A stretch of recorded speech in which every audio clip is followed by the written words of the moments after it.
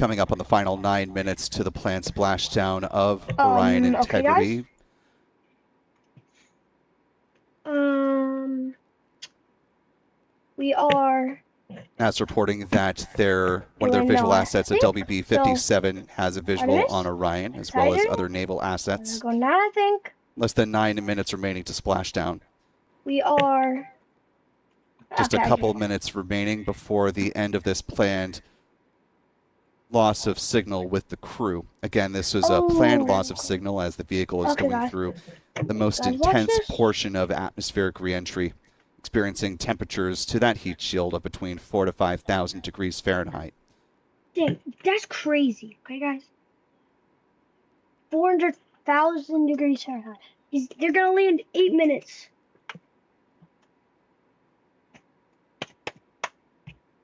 Watching right now. Down. Okay. Hopefully this is actually good because it's crazy. And I first every time watching one of these, they're going like 12,000 miles per hour right now. Crazy.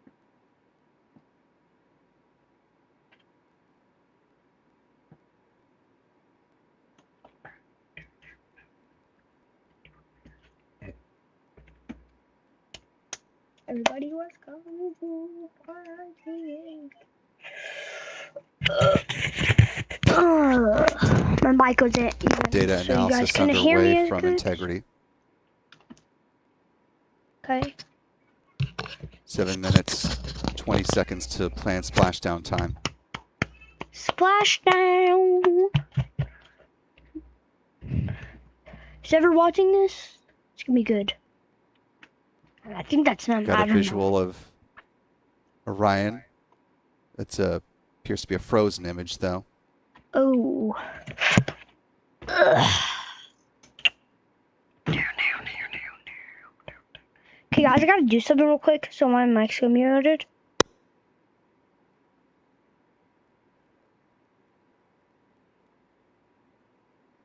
Local time, 7 p.m. Central. Point at which we are expecting to I'm back. reach acquisition of signal from Orion. Shortly. Crap is glitching out. Teams are working on that. You can see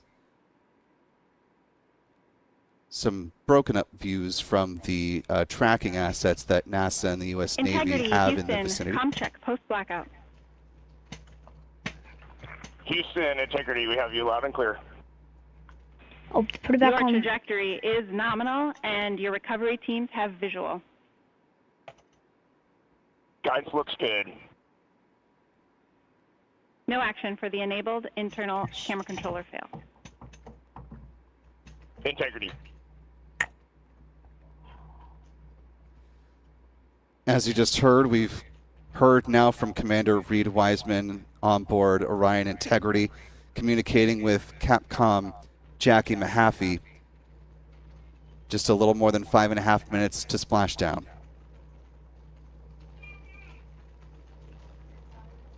Local time 7:01 p.m. Central. In just about 2 minutes' time, we'll see the start of the deployment sequence of the parachutes. It's flashing really bad. Beginning with the forward base chutes. I think they're going forward base chutes. 5 minutes to land.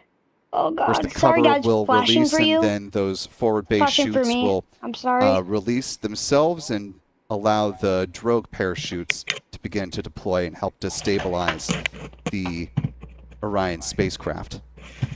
What the heck? Okay. Integrity impact to the camera controller fail is no tab 1 views of the chute.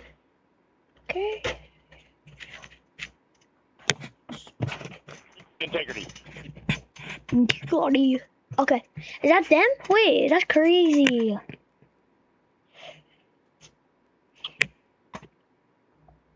Good tracking shot of the Integrity spacecraft making its way down towards the waters of the Pacific Ocean, towards a targeted splashdown side. This view coming from NASA's WB-57 plane. Oh, dude, they're going down. It looks crazy. Coming up at about 7:03 and 22 seconds, we should see the forward bay cover jettison and those chutes deploy. Cloud viewing permits. 4 minutes and counting. Pyros for the jettison of the forward bay cover. Oh, they're going are down. armed. Is that the cloud? Oh my gosh. Crazy, dude.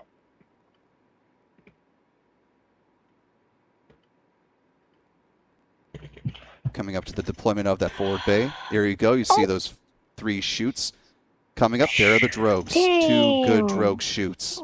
And Houston, we're visual 2 drogues out the window. Nice. Oh, they're going down. Oh, that's holding them? We copy. We see Less them. than 3.5 minutes remaining. They'll reach the ground. That's crazy. They're gonna go in the water. After the drogue chutes are cut, then the pilot parachutes will deploy. Those are essentially the leads for the 3 main parachutes that we'll see here. Integrity, good rates on 2 drogues. We see the same on board. I was kind of lagging out. It's crazy, dude. NASA reports a good descent rate of the Orion spacecraft, fewer than 3 minutes to splashdown. Crap, this is crazy. Under 10,000 feet on the Orion spacecraft, still using the drogue chutes as per the plan.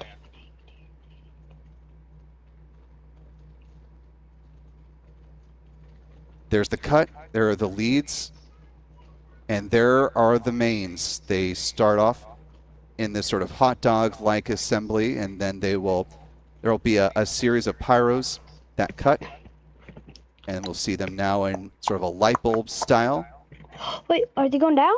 In a few seconds, yes, there we go to the full deployment of the parachutes. Houston, 3 and good mains out the window.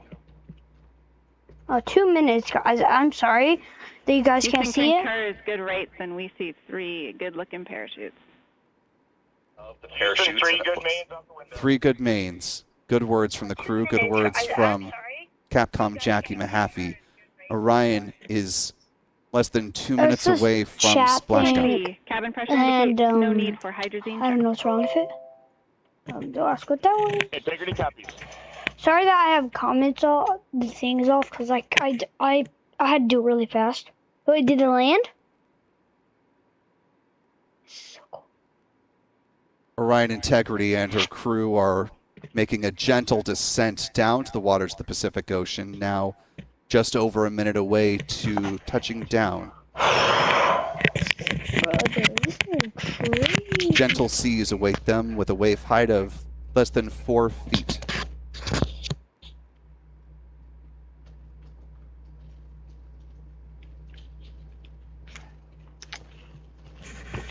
Seconds. Oh my gosh. Less than a minute to splash down, and the they voyage got rid of it anyways, this guys. hardy spacecraft and Oh, they're about the to go crew on down. board of more than 694,000 miles, nearing its finale.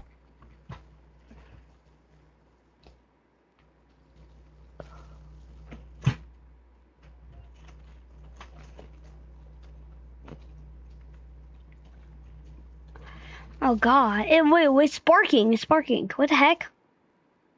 Yo. Oh yeah, there's stuff coming out of it. What the heck? What is that? What the hey? Nah, brother. There's stuff coming out of it. Hey, yo, whoa, keep it family friendly. Hey, yo, what are they doing in there? I'm joking, guys. Oh my god. Sorry, that burped.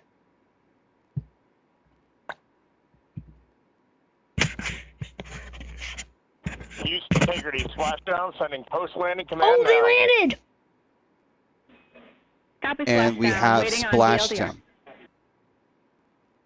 They have landed, Orion guys. Integrity, welcome home to Reed Wiseman, Victor What? Glover, Christina Why you Cook, got and everything Jeremy on it? I Hansen. don't know. Come on. The first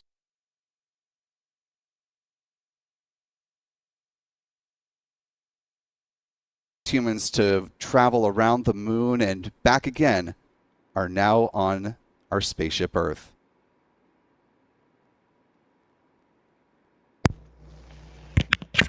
Welcome Okay, home guys, to the I crew have of a Artemis 2. question.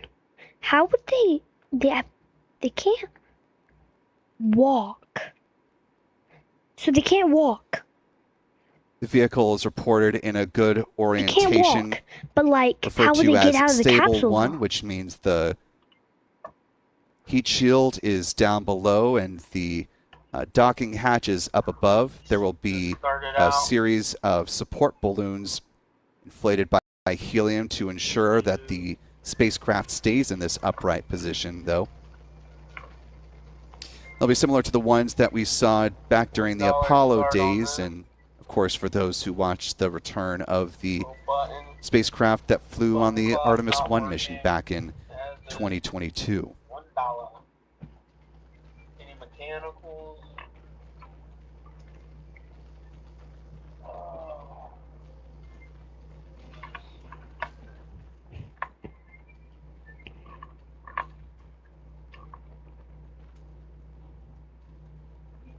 I have all of these are mechanical. Okay, guys. Well, I don't hear anymore. Wait, why don't I hear it? Can you guys hear it? There's a view on board the Integrity recovery Houston, vessel. contact on VLDR. There we go. Houston, we have you loud and clear on VLDR, or Hollis. We have you the same. We'll meet you over in post-landing. What a ride, Houston. What a journey. We are stable 1, 4 green crew members. Houston, copies all. $5.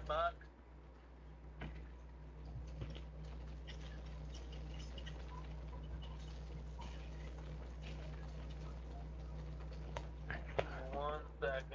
Just to clarify on the status update from Commander Reed Wiseman for green crew members, means that they're all in good health, good spirits. Unofficial splashdown time logged by NASA as happening at 7:07 and 47 seconds p.m. Central, 8:07 47 seconds p.m. Eastern, 00:07:47 UTC, with a mission elapsed time from liftoff to splashdown of 9 days, 1 hour, 31 minutes, and 35 seconds. Recovery team is beginning their work, and you can see those large spheres that are being inflated by helium at the top of the Orion vehicle to keep it in the correct orientation. And those flashing lights help to orient the recovery assets as well. You're taking a look at the recovery vessel here. Again, this ship is the USS John P. Murtha.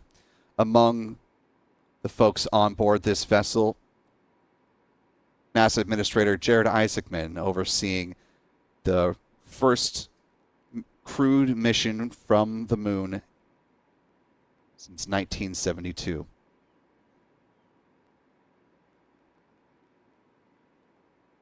This is a view from one of the naval helicopters looking down at the Orion spacecraft with the glinting waters of the Pacific Ocean surrounding the vehicle.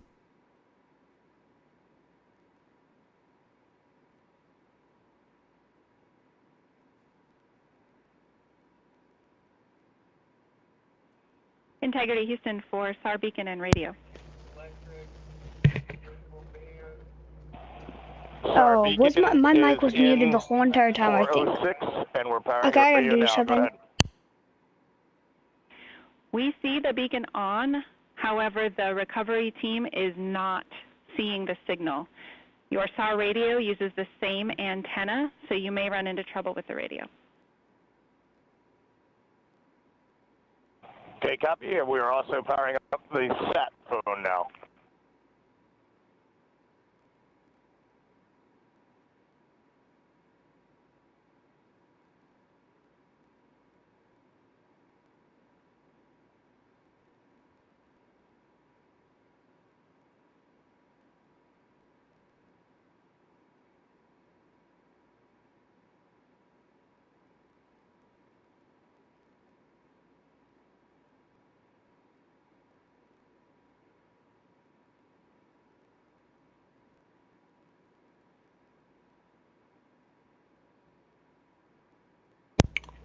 Dude, when is the helicopter gonna get in?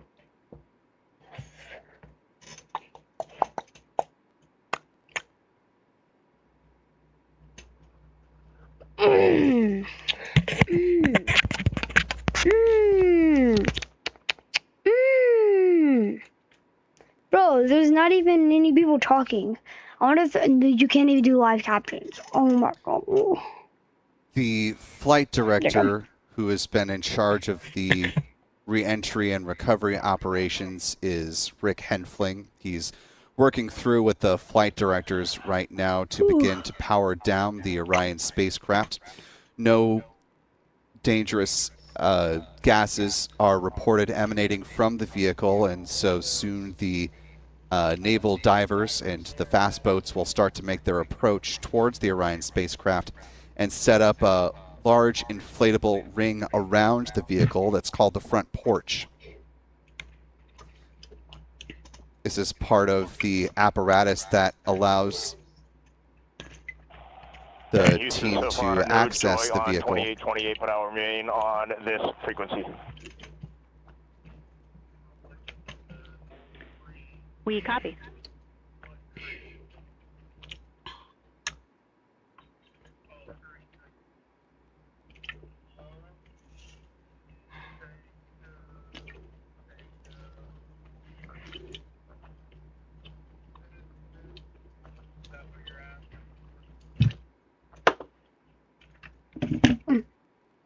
Guys, I will get rid of that little thing that's in the corner real quick. I think I can. Comments. Remove. There you go, guys.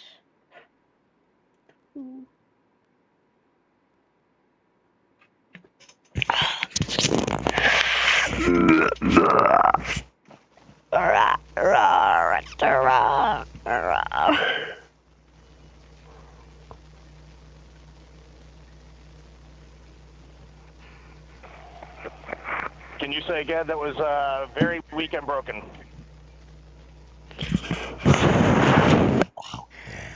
Integrity, Houston did not call. Bro, when's that helicopter gonna be there? But I was gonna be like, why can't they just land on like really close to the shore, kind of like helicopter? Like, oh, side view.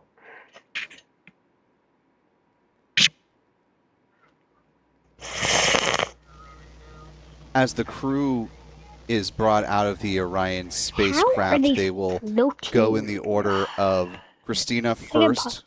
Christina is in seat number 3, which is the closest to the Orion crew module hatch. Next out will be Victor Glover, the pilot. That is the next closest seat to the crew module hatch. That'll be followed by Mission Specialist Jeremy Hansen, and then finally Commander Reed Wiseman will be the 4th member to egress from the how does it float? Is it vehicle. like, oh, it was laser ship? You can see the recovery vessel there on the horizon. Wait, it's a ship? That is the USS John P. Murtha. A helicopter was like Crew a splashed ship, down guys. at a gentle that's a velocity of about 19 miles per hour. Isn't it? I think T plus 9 minutes. Quite the shift of going from about 35 times the speed of sound as they began atmospheric entry.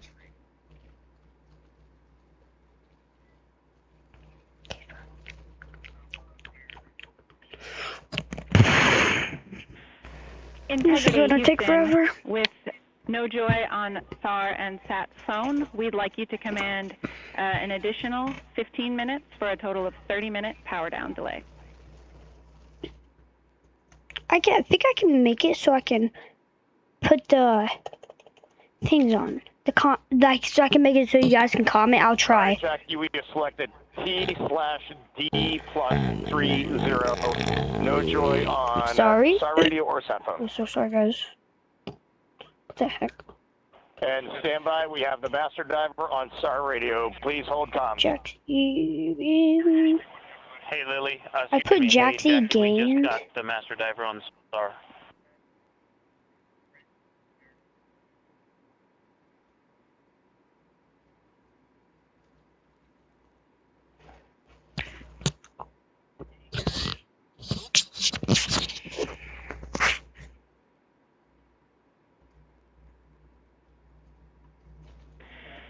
Integrity Houston, if you are happy with your comm with Master Diver, you can go back to the 15-minute power down. Okay, stand by. Yeah, we'll confirm here in a second. Taking a look at one of the fast boats that is starting to make its approach to the Orion spacecraft, Integrity. Oh, wait. Going through the process of powering down the Orion spacecraft. They're home away from home for the past 9 days, 1 hour and change from liftoff.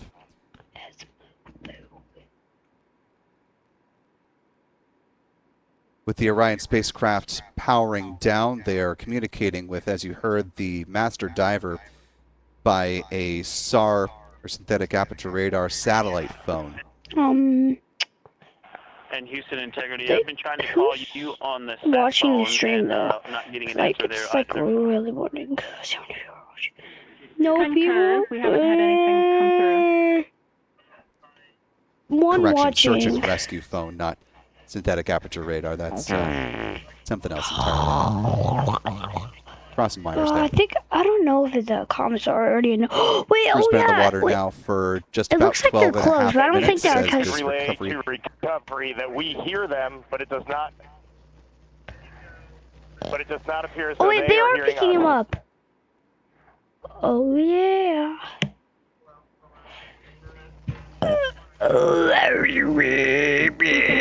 And Reed, just to confirm, you are pushing the PTT on the radio.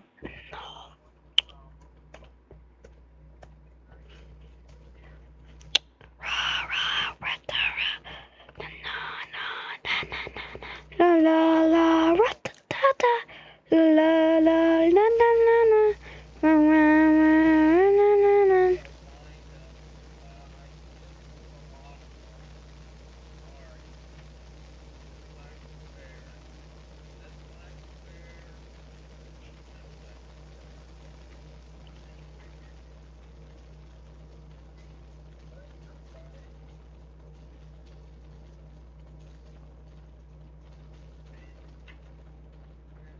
We're gonna go to Jack's. We're gonna go to my live stream. But the ra ra ra ra. Integrity Houston, for sat phone, we are going to attempt to call you.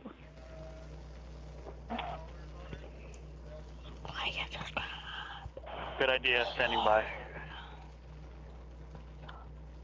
And Jackie, yes, we are pushing the push to talk, the two buttons on the left side of the radio below the up-down arrows. We are utilizing them. I'm rebooting the radio to see if we can sound.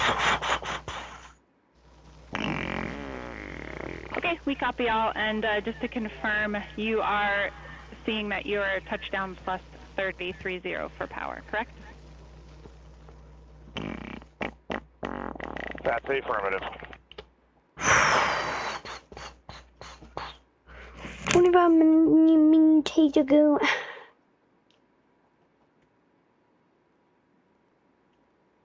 Minutes, I don't know. You can see the wide array of recovery assets that are marshaling Was it too close close? in the vicinity of the Orion spacecraft.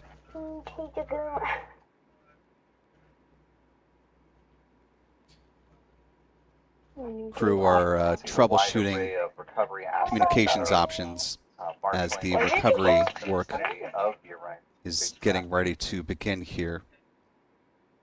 Guys, I am moving my headset. Oh crap! As we're Why didn't they watching grab? Did they the grab? process of the recovery effort and awaiting the approach of the naval ship boats here to set up the inflatable front porch that will allow for a good Guys, I'm extraction just of the here to- astronauts. Do want to thank one of our first Houston He Integrity. was Everybody also who's named watching Artemis. this, I don't think there is anybody. Please do not reply. If you're watching this, you should be like a really good person because like thank you so much. No, because like for watching me, so thank you if you're watching this.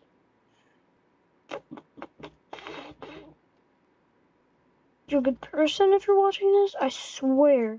I'm not trying to make you watch this or subscribe or anything. You're just a great person. Great.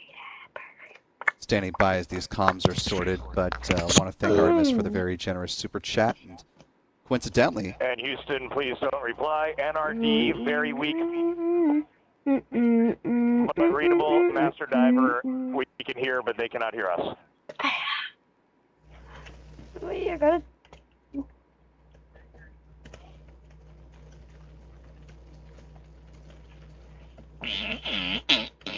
still sorting out communications between the crew of Integrity and the master diver from the U.S. Navy. One of our channel members, Artemis, saying that he also serves in the U.S. Navy and once served on board the recovery vessel that's being used here today, the USS John P. Murtha, which is a very cool connection, Artemis. And thank you again for the wonderful super chat message and for growing our community here by 150 new channel members. We really appreciate that. Thank you so much. And Houston on OE1, is there any chance to tie us into NRD?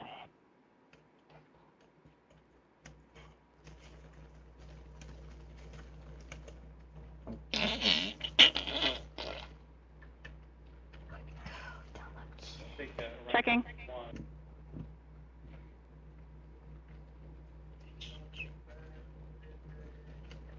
Once the astronauts are able to be brought out of the Orion spacecraft, they will travel back to the USS Murtha on board 2 naval helicopters. Victor and Christina will ride on one, Reed and Jeremy will ride on another.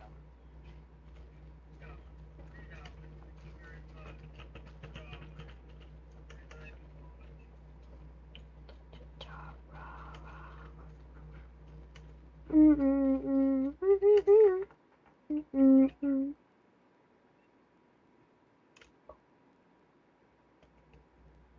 be able to share and experience this moment with everyone together. And of course, as you just said, yes, here with NASA Administrator Jared Isaacman. Administrator, how did you feel getting to witness this and seeing NASA at its best? Oh, I mean, I'm honestly, I'm still at a loss for words. I mean, you know, like the childhood Jared right now can't believe what I just saw. I mean, almost been waiting my whole lifetime to see this, and then it's NASA Administrator. I just couldn't be more proud of the entire workforce, the years, the effort, the late nights, all the hard work from across the country that contributed to this incredible moment right now. And yeah, incredibly grateful too for our teams here on the John P. Murtha right now. Yeah, look at them behind us We here. got everybody. Hey, what do you guys think? We just brought some astronauts back from the moon, huh? Unbelievable. Thank you. Yeah, so grateful to the Navy, the sailors that are here, the NASA teams. I mean, this is a joint effort that's on their way right now. These recovery forces are getting out to our Orion spacecraft, to Integrity, get our astronauts back on the ship safely. Yeah, and this is not just an accomplishment for NASA. This is an accomplishment for humanity. Again, a historic mission to the moon and back. How does this make you feel, and what do you hope people take away from this? Yes, like well, I'll tell you, you know, I think it. about the crew members that we've all had an opportunity to observe over the last 10 days, right? I mean, they're absolutely professional astronauts. I mean, wonderful communicators, almost poets. But then I think these were the ambassadors from humanity to the stars that we sent out there right now, and I can't imagine a better crew than the Artemis II crew that just completed a perfect mission right now. So yes, it's a huge moment for everybody, right? I mean, we are back in the business of sending astronauts to the moon, bringing them back safely, and to set up for a series more. I mean, this is not a once in a lifetime, which you hear sometimes around here. It's like, this was a once in a lifetime. No, it's not. This is just the beginning. We are going to get back into doing this with frequency, sending missions to the moon until we land on it in 2028 and start building our base. Yeah, are we going to build on the momentum for Artemis 3? I mean, it's just around the corner. Absolutely. So I mean, that's part of me too. Like, I can't wait to get the crew off of Integrity right now, but also getting Integrity back on this ship so we can start taking a look at it, because all that data is so precious to us right now. I mean, we are going to definitely want to take a good look at the thermal protection system. We're going to want to download all the data they couldn't transmit back to us and use that to inform Artemis 3. But we're already making progress, right? You had SRB segments already showing up at KSC. Core stage for Artemis 3 is rolling out on April 20th. We're getting Mobile Launcher 1 back in vehicle assembly building. So yes, there is a lot to celebrate right now on a mission well accomplished for Artemis 2, and at the same time, we got to start getting ready for 3. Amazing. And last question, for people who joined us for all 10 days to see what we can accomplish together with our international partners, what do you think about the fact that we're going to keep doing this more and more and more?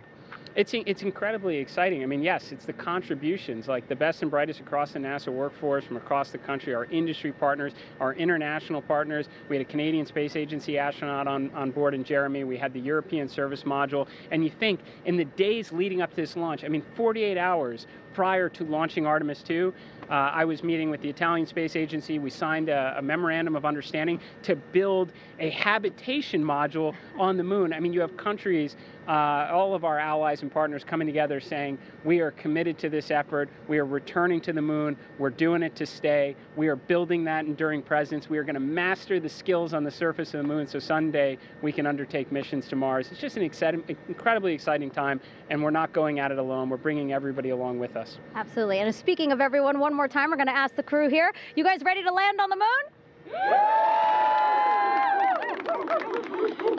Awesome. I love that. Okay, well, thank you so much, Administrator. Appreciate you being here. We're, of course, going to stay on to watch the crew get extracted from Orion, so stay tuned, and we'll see you back here shortly. And we've just been hearing from NASA Administrator Jared Isaacman talking with Public Affairs Officer Megan Cruz from the Kennedy Space Center. They're aboard the USS John P. Murtha. Meanwhile, crews are continuing to work to establish the correct communications between the crew of the Orion spacecraft and the naval team that is preparing to approach Orion and set up the inflatable apparatus around the vehicle called the front porch.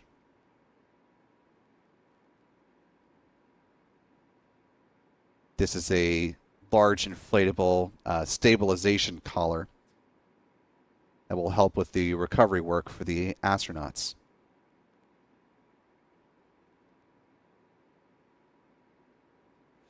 Orion Integrity officially has been powered down, an important step for this recovery work.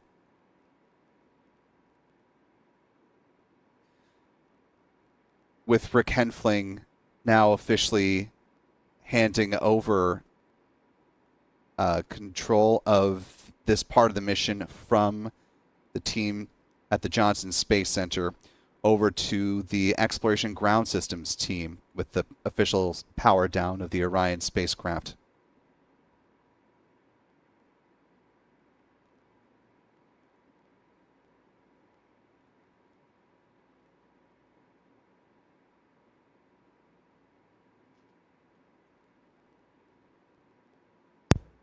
Oh my god, guys. This is crazy.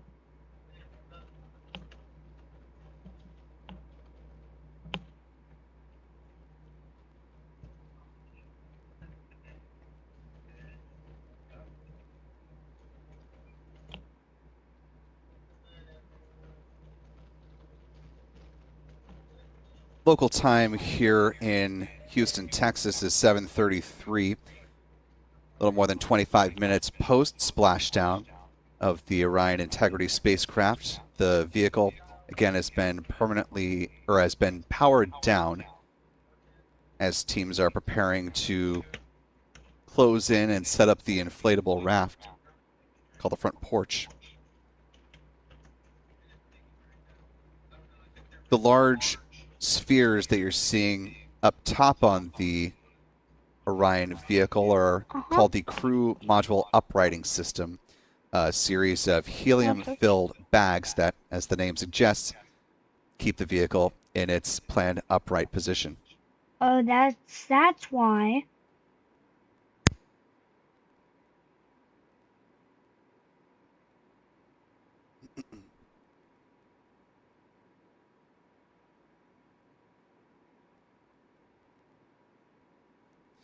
The uprighting system was always going to deploy no matter what configuration the Orion spacecraft ended up splashing down in.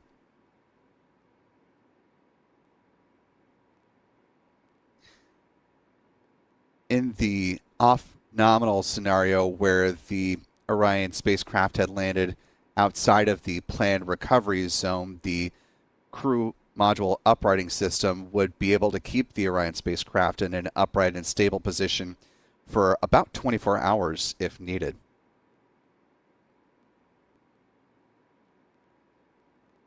Part of the reason for that is because the Orion spacecraft needs to be in this upright position in order for its communication systems to operate correctly.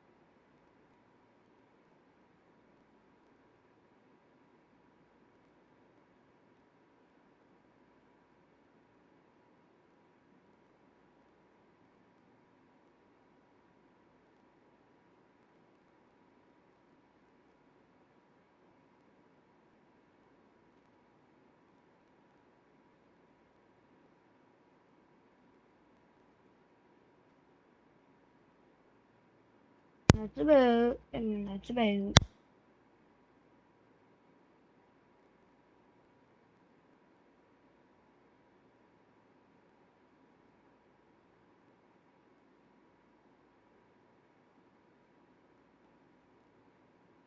Local time here, 7:36 p.m. Central, 8:36 Eastern, 0036 UTC for our friends around the world. If you're just checking in with us, you're watching Spaceflight Now's live coverage of the return to Earth for the Artemis 2 astronauts. And as you can see, got a good vehicle safely in the waters of the Pacific Ocean. A nice helicopter panoramic view of Orion Integrity with the 4 orange helium-filled balloons that make up the Crew Module Uprighting System.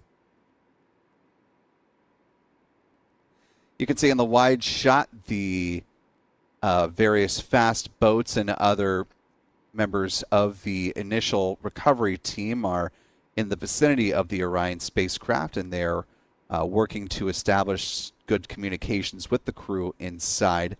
It's been a little bit tricky with their SAR phone, so they've been troubleshooting that. With the Orion spacecraft now powered off, though,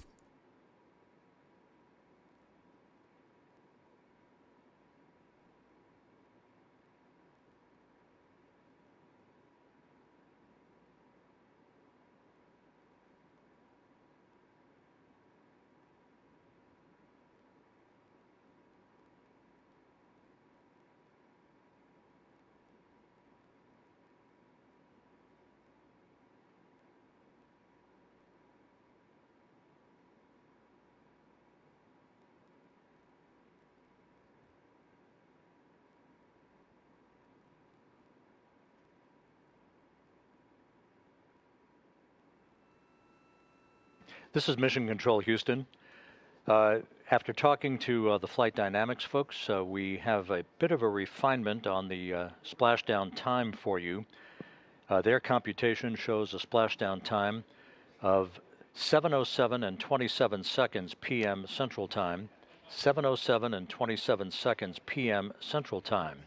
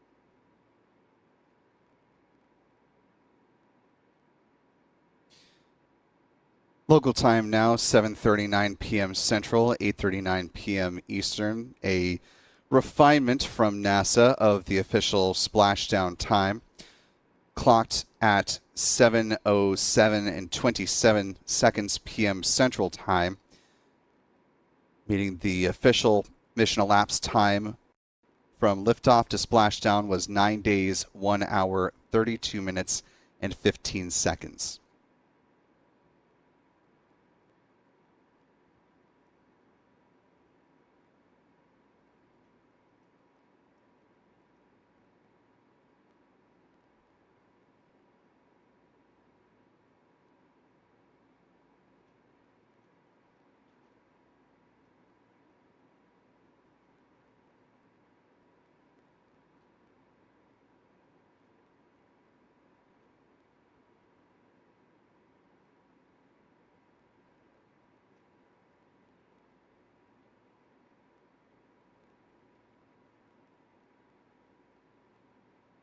See one of the naval fast boats starting to make a closer approach to the Orion spacecraft.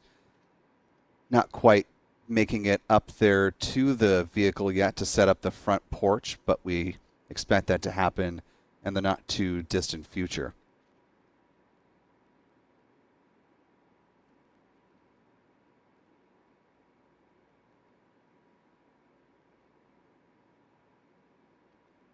Right now, that first fast boat that you saw that in this wide shot is making a hazard assessment before they make a close approach to set up the front porch.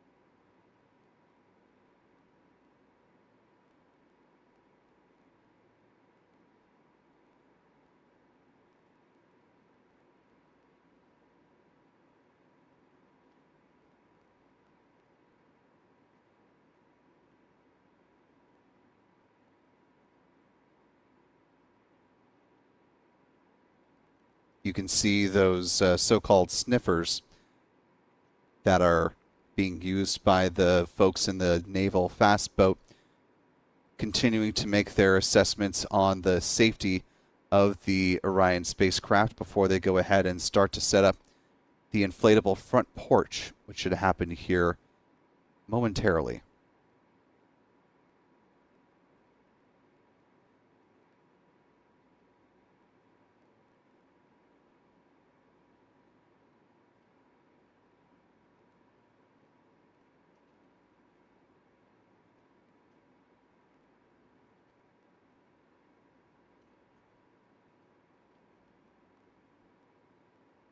with the Orion spacecraft powered off and the recovery teams making their assessments on approach and beginning of the deployment of the front porch, the responsibility for the Orion spacecraft and the crew on board will shift from Mission Control Center in Houston to Exploration Ground Systems.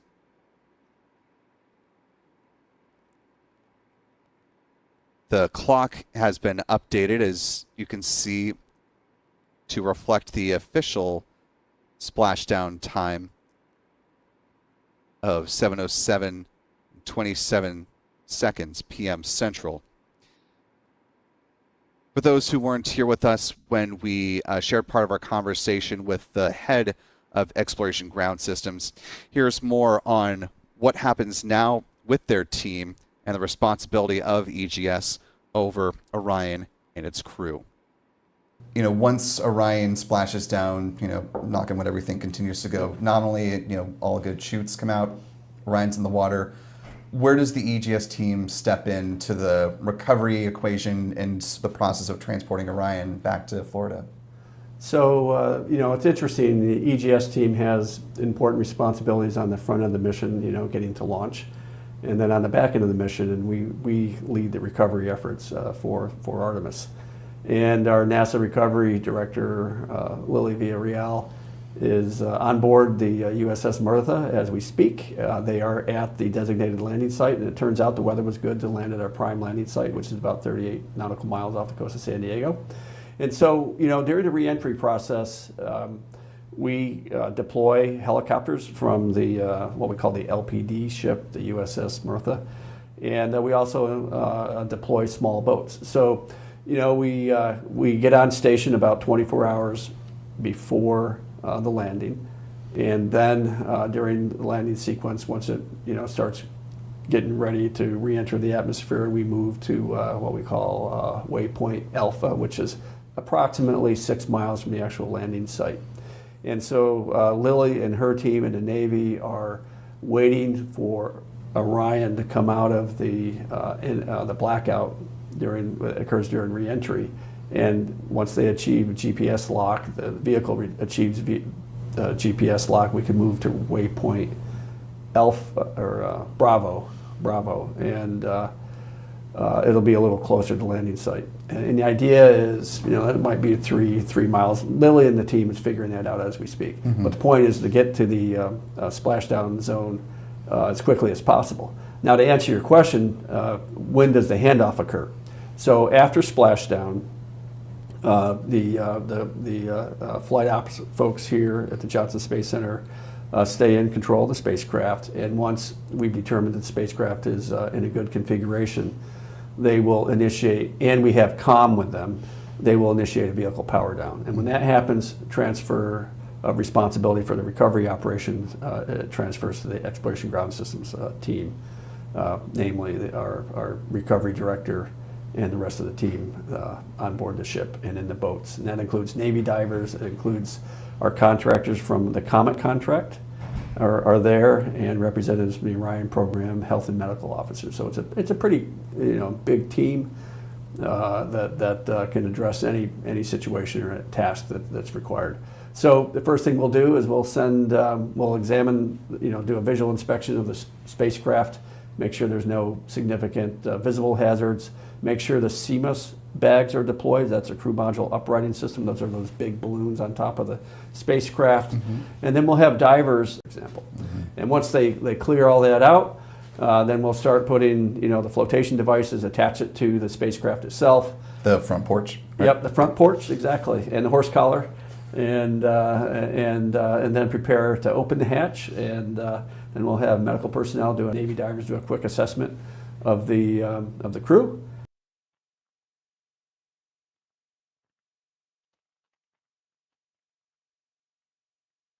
And then the recovery operation continues. So our goal is to, within about 2 hours, have the crew back on board the ship. Can And then we after that's deduct complete, our then kids' we'll braces? continue I do to not work towards know. getting the Oh, spacecraft. I was asking an into agent our the block orbit tax pro. of Is the actual live LTV human help shuttle for no program. extra cost. And It's going to make doing our own roughly will taxes take about online 6 so hours. easy. There's And also this AI of course, the tax crew is assist. trained to be able to open the 24/7 hatch for from the questions. inside if So you can pretty much necessary, get but help whenever you nominally, need it? they're What do they know hands-off about once they're in the crochet? water, right? Indeed, yep. Do your own taxes Yeah, online they with have the H&R recovery Block and get forces to unlimited go expert to help the and hatch AI tax assist at no additional cost. Egress.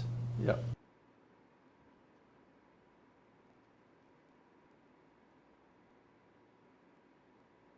At Kroger, we're excited to share lower prices on thousands of high-quality fresh items every week, so you can celebrate savings every day. Kroger, And again, that was fresh Sean for everyone. Quinn, the manager of Exploration Ground Systems, whose team Guys, I'm so sorry, now my mic has is muted taken all the time, lead so, of the recovery of both I the was Orion making it so you spacecraft as guys well as trying to do something. crew on board. I can't skip it, guys. So We're work now looks like this. 42 minutes post splashdown as the fast boat is working to situate the Orion spacecraft in preparation for the deployment of the inflatable front porch, the stabilization collar that will help with crew egress.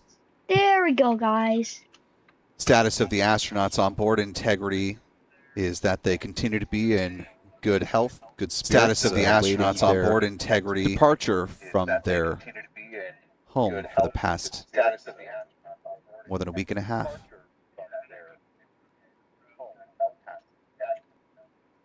Okay, guys. That was like what I just did.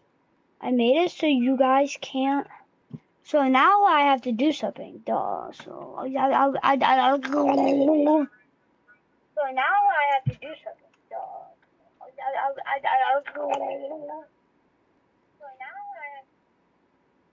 Okay. I know what to do. Mute my mic real quick.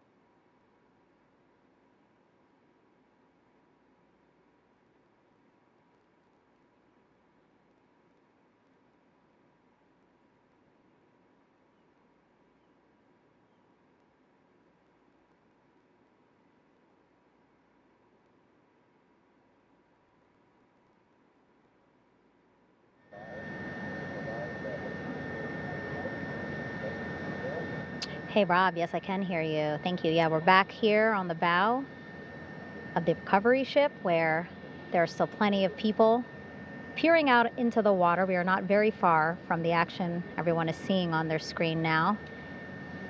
The Orion spacecraft integrity in the ocean, surrounded by a number of recovery boats.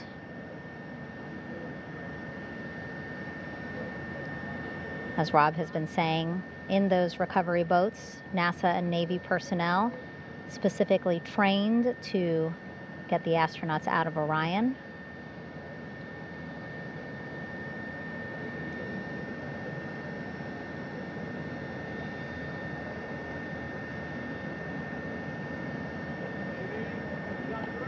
In some of our wide shots, you can probably see that there are 6 boats out in the water. More than 40 people out in the water right now on those boats.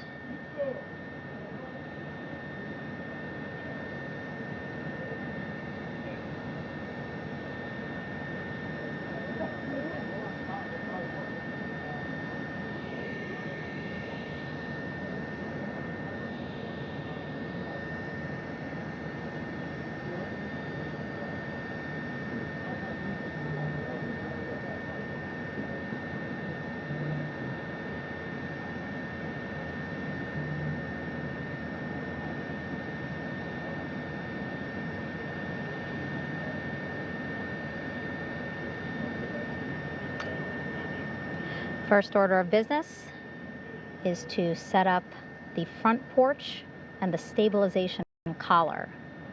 You might also hear it referred to as a stab collar. Basically just to make sure that Guys, this is crazy. Orion stays They're, upright, like, getting it. doesn't sway in the water too much, again, to make it easier for recovery So, like, forces to get the astronauts out. the thing is definitely big. That's like a full-size adult. Yeah, they would like definitely be sending it. I thought it was like small. Again, we splashed down in the Pacific Ocean just after 5 p.m. Pacific time here. It's a requirement by NASA to be able to get the crew out of Orion within 2 hours of splashdown. So doing great on time so far. Plenty of time. No rush either. I was speaking to NASA flight surgeon Rick Schuring earlier in this broadcast, and he said to me, no rush to get the crew out. Just want to make sure that they're feeling good, and whenever they're ready to take their step out of Orion and onto that large raft, the front porch, folks will be ready. You're not just moving, you're moving in the right direction. How am I gonna play soccer in Connecticut? When life changes lead to tax change.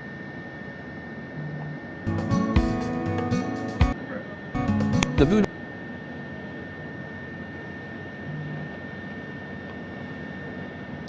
And as there are mission audio loops in Mission Control in Houston, there is a mission audio loop here on the ship.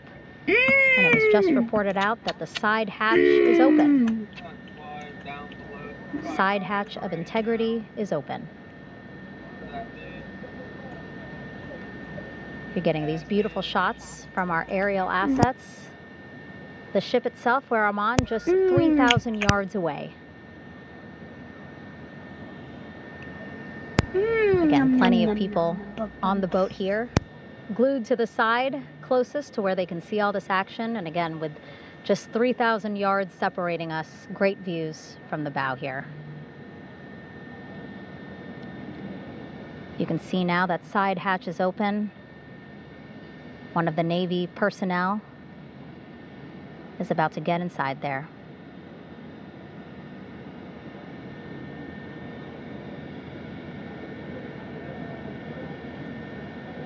In they go. In total, 4 will go into Orion. So it'll be a little bit of a tight squeeze, but the goal is to have a recovery personnel with each astronaut assessing them.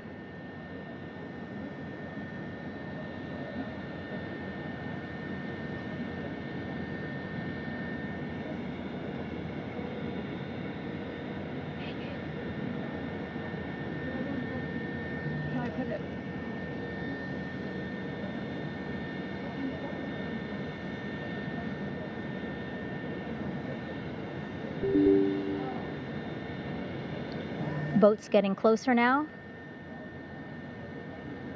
Again, that one that's right up against Orion, those are the divers that will go in to the spacecraft to check on each of the astronauts.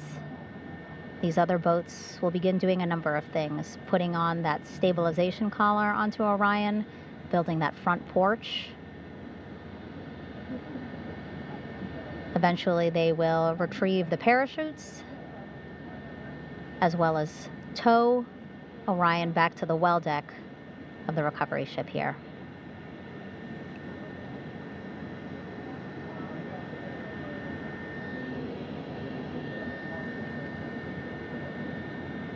That towing process will take a significantly longer period of time than the recovery of the astronauts. Could be up to 6 hours post splashdown. And so as we wait for get their assessment of the crew inside of Orion, why don't we toss it back to Rob for an update? Yeah, thank you, Megan. Here in Mission Control, Flight Director Rick Henfling and the entry team of flight controllers still on duty. The vehicle has been powered down for some time now. There are no hazardous gases emanating from integrity. That, of course, allowed the recovery personnel to approach the vehicle and then open the hatch to begin the initial medical assessment of the crew, as you just indicated. Now we're standing by for the erection of that inflatable raft, the front porch, alongside of the vehicle that will enable the crew to be extracted one by one onto the raft, have a moment or two to get their land legs back before they're hoisted into 2 hovering Navy helicopters, 2 crew members for each helicopter, for a short flight back to the deck of the USS John P. Murtha.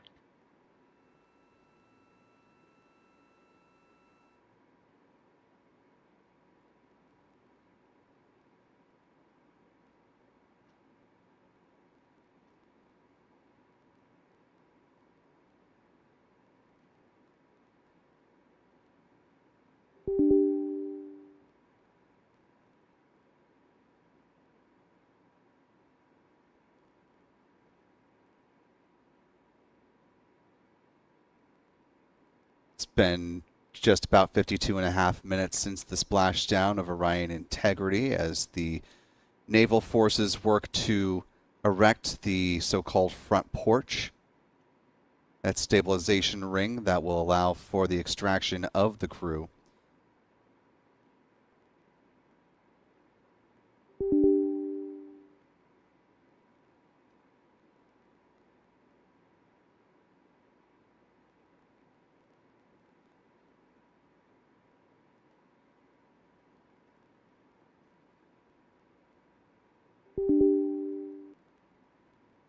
The little bit that's reflecting the sun right now from this helicopter's vantage point, that is the crew module side hatch that has been opened, giving the Artemis II astronauts a nice breath of fresh air from right here on good old planet Earth.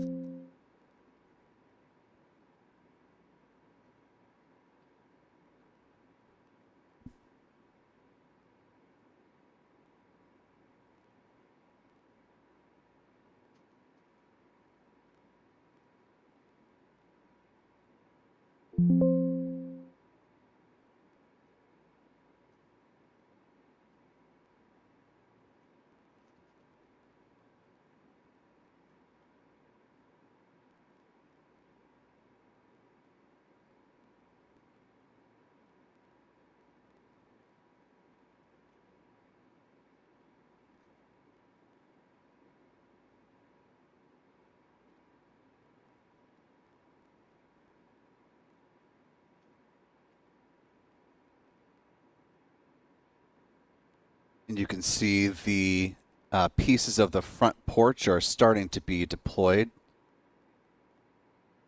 Or it looks like the lead line actually.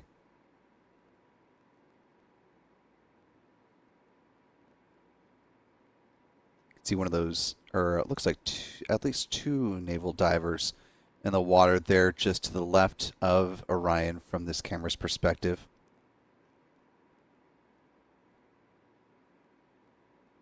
And yes, this actually looks to be the front porch, which will be inflated as they're bringing it out of that fast boat. It'll be circled around the Orion spacecraft and will help to stabilize the vehicle as the astronauts are brought out one by one. Order of egress from Orion expected to be Mission Specialist Christina Cook, followed by Pilot Victor Glover, then Mission Specialist Jeremy Hansen, and then finally Commander Reed Wiseman. Both members of the Exploration Ground Systems team, along with folks at the U.S. Navy and other members of the Department of Defense, have been preparing for this recovery operation for years at this point, conducting multiple levels of various recovery scenarios, some with the full complement of recovery assets that are being seen here today, others at varying levels of personnel support. These have included at times the Artemis II astronauts themselves, also other members of the astronaut office, like the astronaut who has been at the Capcom position in mission control for this final portion of the White Flight Control Room's operation and time here. That is NASA astronaut Stan Love.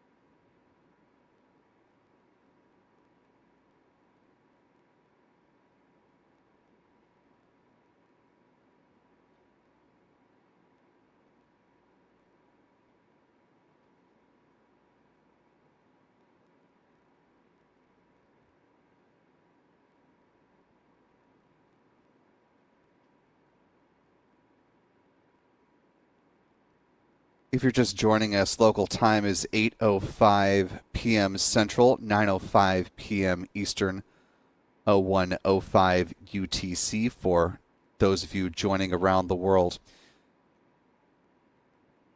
This mission from partners around the globe,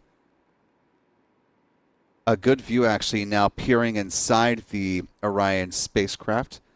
A little bit dark to see inside, but a nice little peek at the Artemis 2 crew. The astronaut that will be closest to that hatch is NASA astronaut Christina Cook.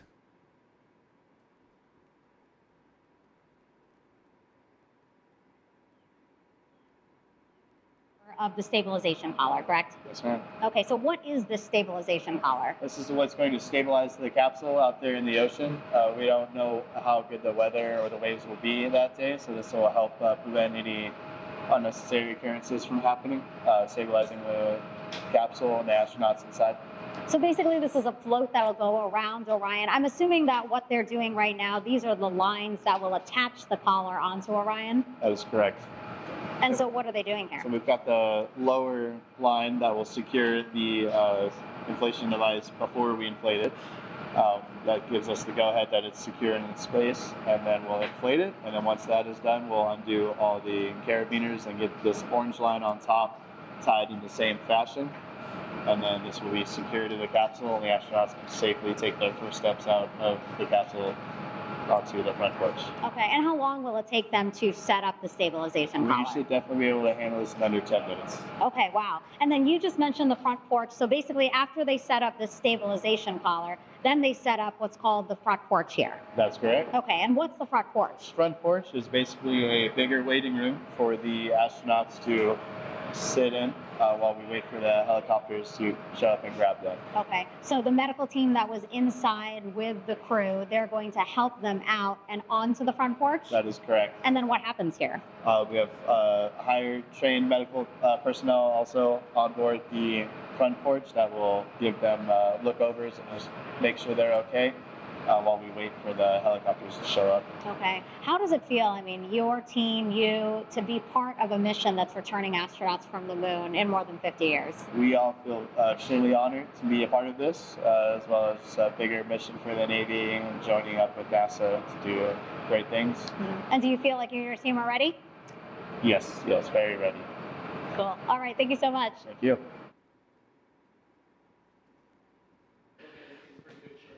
Once again,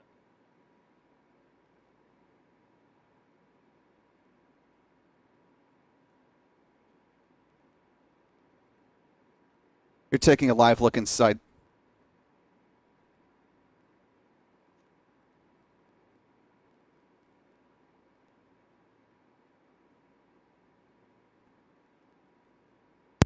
Okay, guys, probably just gonna dip out for the rest of the stream, but I'm still gonna let it go. Wait, it landed, yes! You're looking at entry flight director Rick Henfling, who is giving a nice speech and congratulations to all the various flight controllers who had a hand in making this mission possible now that Orion is now safely in the water of the Pacific Ocean and the mission is in the hands of Exploration Ground Systems. Wait, if they do bring this audio up, we'll listen in.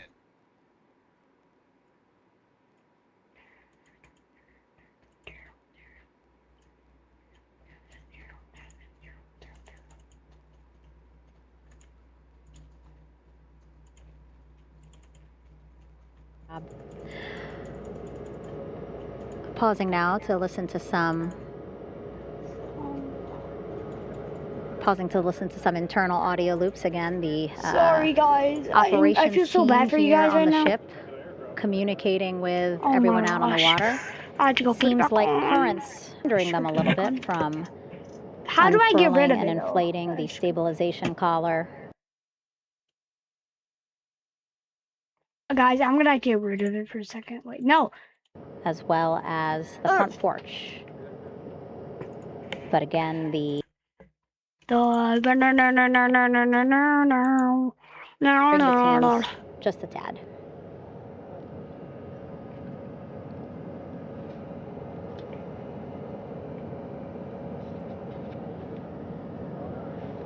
You can see in some of our shots that side hatch still open. Again, inside there are now 8 people inside. 4 divers, Navy divers, all with medical training, each assigned to an astronaut guys, each. I'm fixing it and it gets fixed. So guys, Making sure that they're comfortable, feeling good.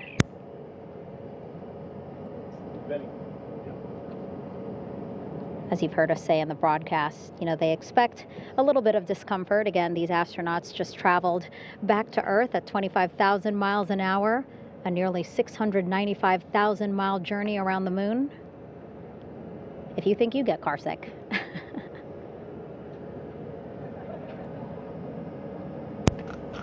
That was just Again, genuinely 6 boats funny out if you get there. car sick. Lots of gear with That's them. genuinely fun. That's Just in case, right? genuinely funny, dude. As we said, the crew reported feeling great. But again, all those folks out there, in case they weren't, right? NASA is all about making sure we think about every situation that can happen. And so, of course, wanted to be ready in case any of our astronauts needed more medical attention while out there in the water.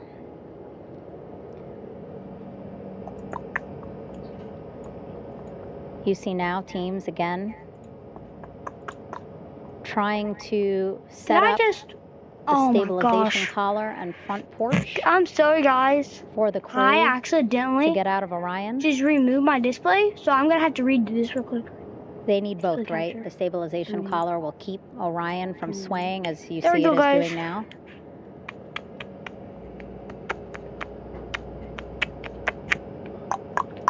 And then they will connect the front porch to the stabilization collar so that the crew can take 2 steps and they will be in the front porch. Yes, queen.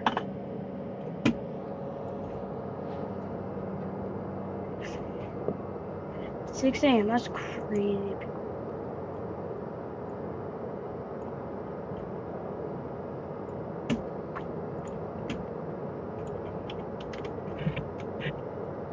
Not a lot of chatter on the mission audio loops. That's a good thing. This is exactly how a bra for women over 50 should be. Whoa! Made from 100% natural cotton with front closure.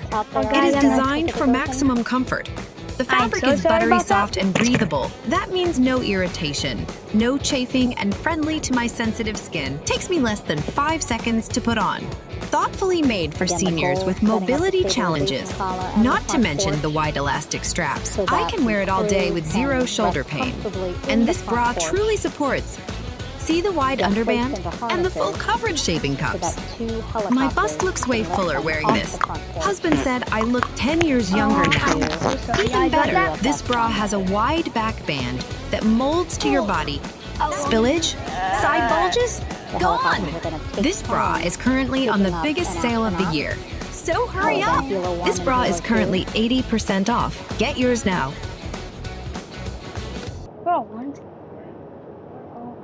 I'm so sorry about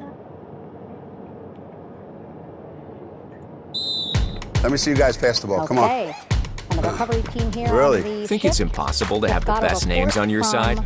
The undersea medical officer. Rethink how you access MVPs for your portfolio. He is I'll take this reporting team. all Great call, Coach. 4 members No kidding. are green. 100 innovative companies all in one ETF. Invesco QQQ. Before investing, carefully read and consider fund investment objectives, risks, charges, expenses, and more. And prospectus or summary prospectus at Happy to be Invesco.com. home Oh, that's lucky. and ready to be extracted as soon as possible.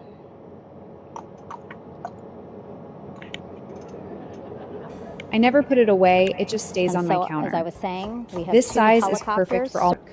the activity you're seeing I on the love water this right folded now. edge. It stops it from sliding while I cut. Each will And take since it's turns titanium, picking up an cleaning is as astronaut. easy as a quick So wipe. Helo 1 I will come freaked out a little when on I in, first got this stainless steel hover kitchen above board the from front TikTok porch, Shop about 40 because it's huge and I feet worried above about the where front I'd store porch. it, but I actually never put it away, so problem A solved. Navy It recovery stays out on my specialist will be counter and it's now hoisted the primary down. work Oh surface guys, in my I'm gonna kitchen. pause this I right use now. it for all No, my I'm not. food and meal prep. The lip on the edge keeps Will it from connect slipping to when the I'm first using it, astronaut with but I can easily slide it we're down to my expecting sink to wipe Christina. away scraps or over to my stove if I'm cooking. And then Helo Because 2 it's stainless comes steel, around, I don't worry about picks up Jeremy, microplastics or while bacteria Helo getting I'm into so my sorry, food guys. like I did with my wood and stays plastic above head. boards. For a board And of Helo this 1 will size come and back quality, in for the another price is astronaut, so and then low. Helo Click 2 the for link, the and if last it's available, grab and it then before back it to the sells flight out I'm again. so on the I'm so recovery sorry ship. for this, guys. How many ads are there gonna be? I was talking to Assistant Artemis Recovery Director Paul Sherpinski. Oh yep, it's good now. He said helos are a much quicker, safer way to get on board. They did actually consider boats, but then if you think about it, longer time, the crew would have to move through more of the ship. This way the helos will give a more direct, quicker route to the medical bay for our 4 astronauts.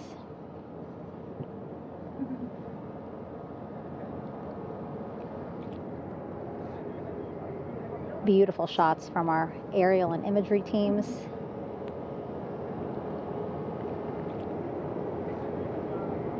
Beautiful shots from our aerial Clouds and have imagery dissipated teams for a clear view from the bow of the recovery ship here. Beautiful shots from our aerial. Cloud.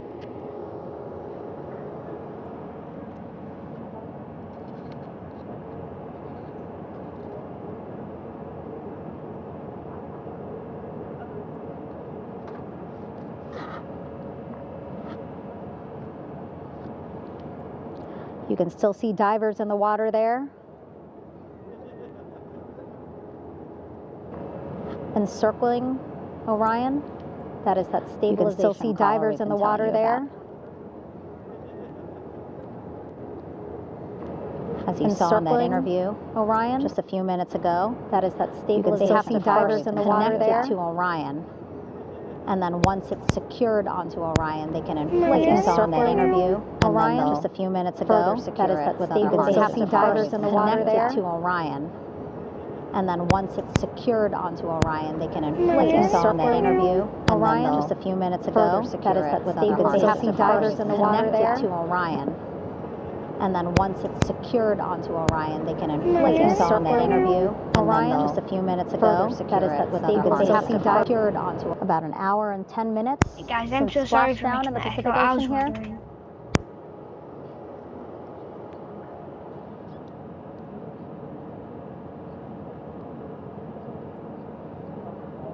Bro, somebody's Reed, literally Victor, holding a Christina, phone. and Jeremy back home after a history-making mission to the moon and back.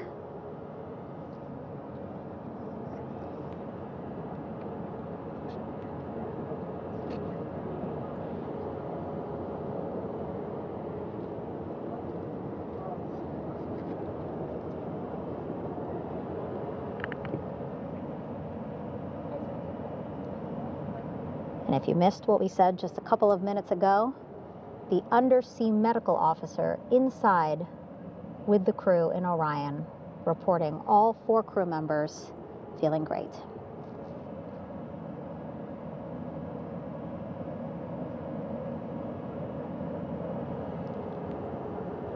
Progress being made there on the stabilization collar. It looks like they are beginning to inflate it.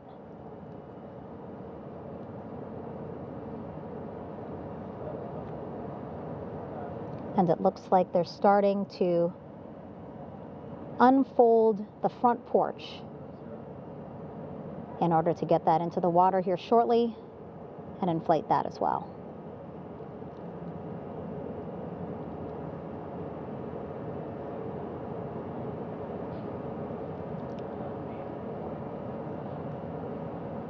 Again, more than 40 people out in the water right now. And those Navy and NASA personnel have been in the water for now about 4 hours.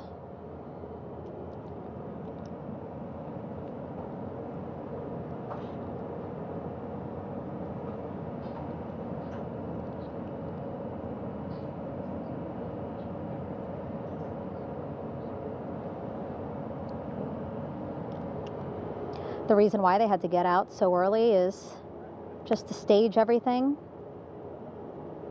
And actually here on the ship, when there are flight operations happening, you can't have anything else, right? Just because the flight deck can be a dangerous place, so they just want to focus on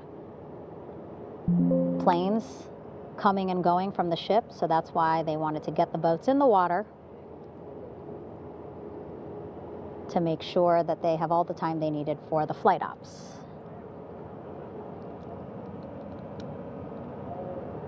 And then the same crew here out in the water, they will stay out in the water for a number of hours after we recover the crew and get them back on the ship, because then they have to recover Orion.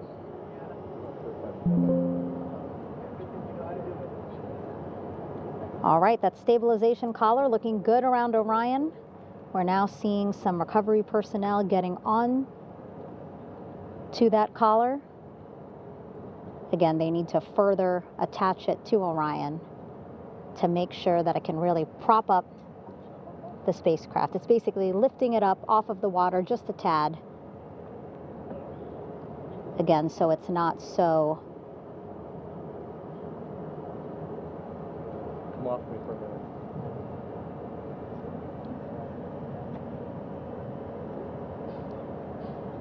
so it doesn't sway so much in the water there.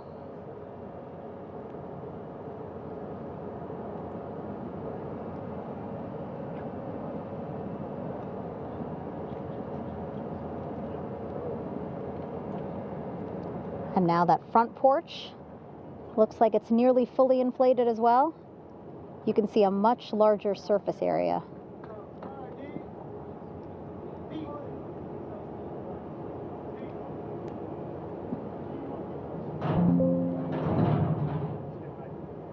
And so once the crew get out of Orion, they can stretch their legs a little bit on this front porch, get some fresh air.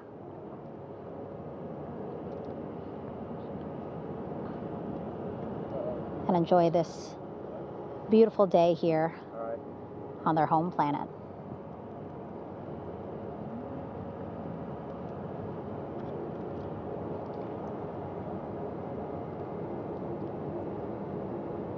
It appears teams now are about to connect the front porch to the stabilization collar.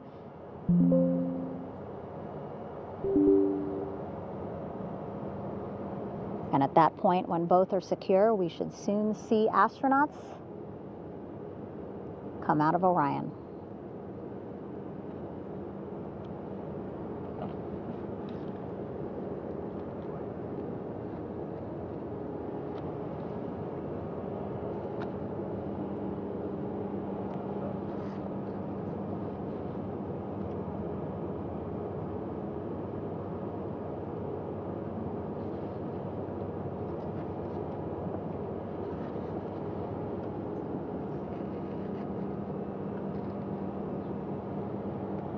As you've been hearing, teams are setting up for the Artemis 2 crew All members to these views start. you see also being fed to the Landing Force Operations Center here on the ship.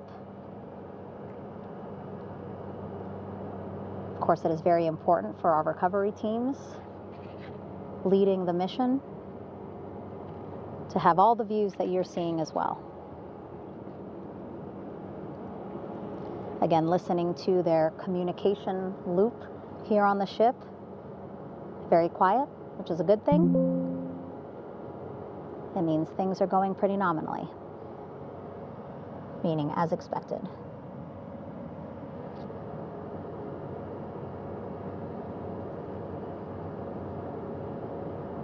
First astronaut we're expecting to see out of Orion should be mission specialist Christina Cook.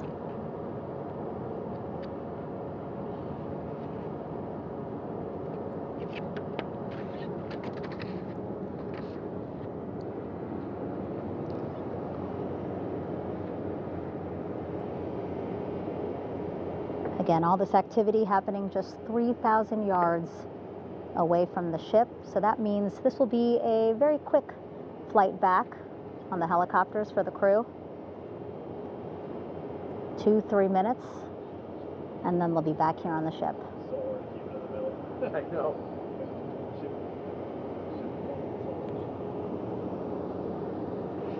Okay, saw a thumbs up from one of the personnel on the front porch. It looks like they are now getting ready to deploy what they call the Air Rescue Vest, ARV. And so this is the harness that each crew member will get into in order to be hoisted into the helicopters.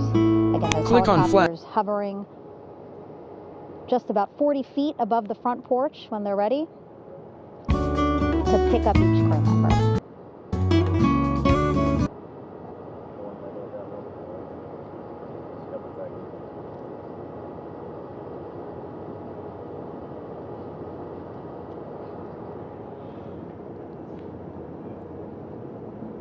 As you heard from Megan earlier, NASA has a requirement that all 4 astronauts need to be out by 2 hours post-splashdown. So still running within their allotted time now at about 1 hour, 19 minutes, 4 seconds post Orion hitting the water.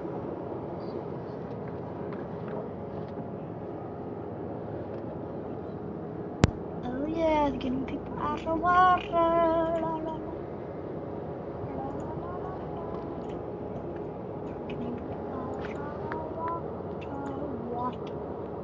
No, this is crazy, brother. They're getting him out of water.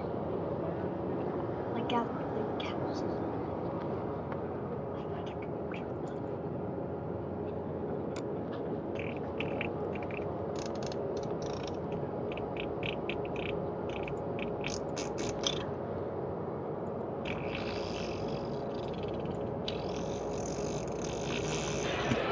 This is Mission Control Houston. Behind me, a fairly raucous scene as hundreds of flight controllers have poured into the flight control room here. This is reminiscent of the scene after the final shuttle mission of STS-135, although that was the end of a program. This is only the beginning of a program with the textbook splashdown of Integrity and its 4 astronauts. We're standing by for the crew to be extracted from the spacecraft.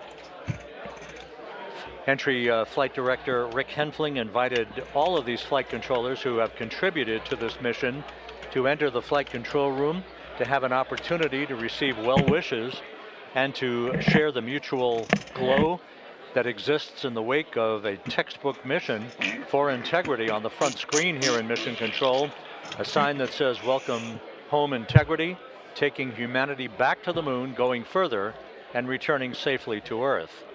So all of that jubilation, part of the post-splashdown activities, even as we await the crew being extracted from the vehicle to be hoisted onto Navy helicopters for the trip back to the USS John P. Murtha.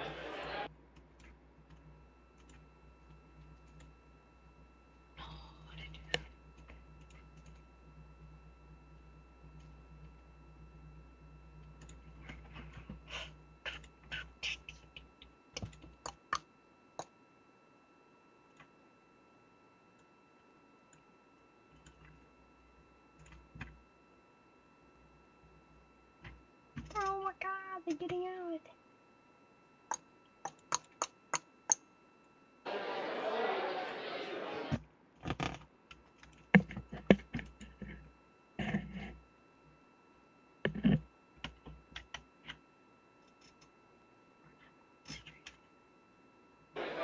Once again here in Mission Control, this view of the Artemis Flight Control Room, known as the White Flight Control Room. This is the old shuttle flight control room, and now is the home of Artemis missions to the moon and beyond.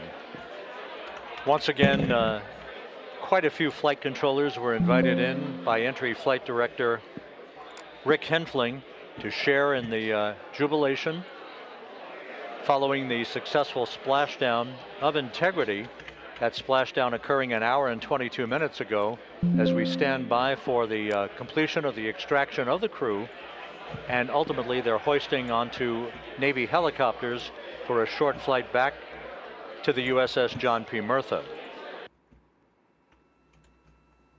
Splashdown occurred at 7:07 and 27 seconds p.m. Central Time.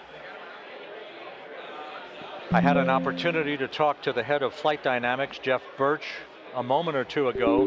He said the trajectory of Integrity coming through the Earth's atmosphere was so precise, they've never seen anything line up on a ground track like today's entry by Integrity for its splashdown southwest of San Diego.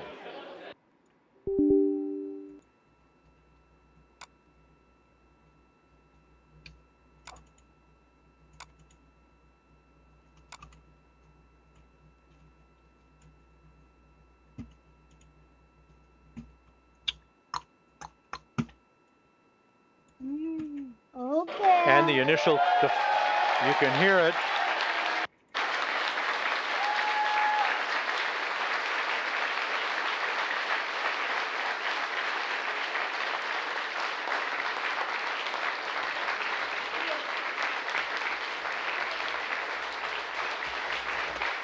Jubilation here in the flight control room. The first crew member is out of Integrity.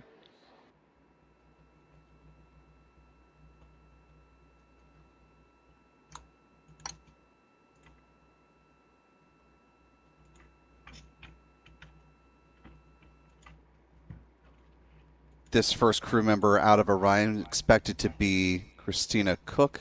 Just awaiting confirmation of that.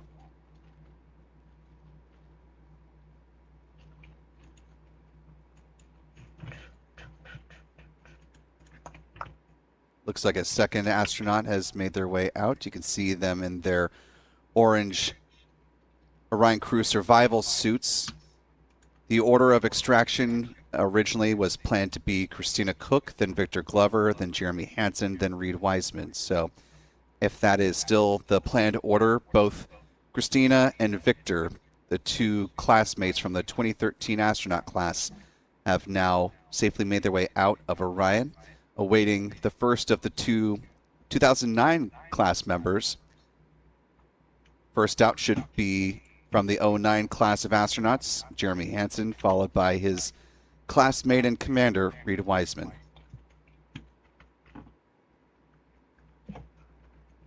First two astronauts making their way out onto that raft beside Orion called the front porch. Less than an hour and a half post splashdown. Sunset out west is coming up in about an hour's time, so plenty of daylight left for this process.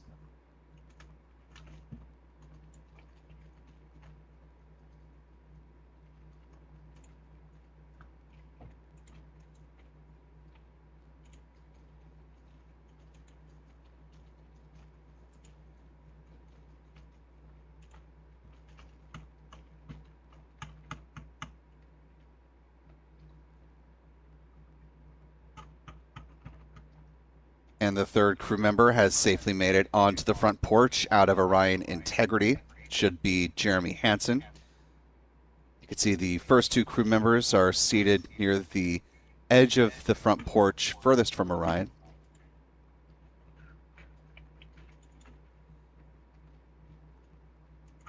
And the final member of Orion Integrity, the Artemis II mission commander, Reed Wiseman, will be the final crew member to depart Orion.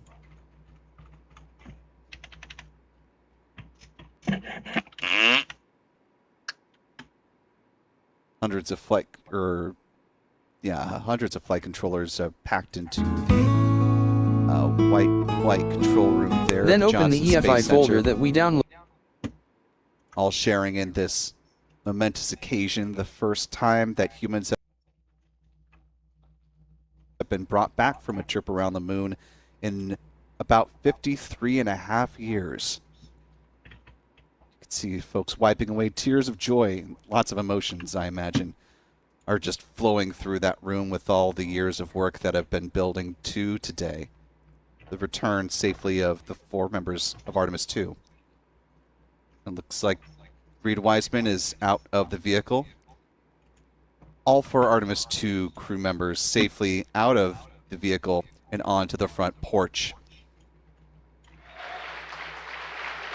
Next will be the coordination of the naval helicopters who will airlift one at a time these astronauts.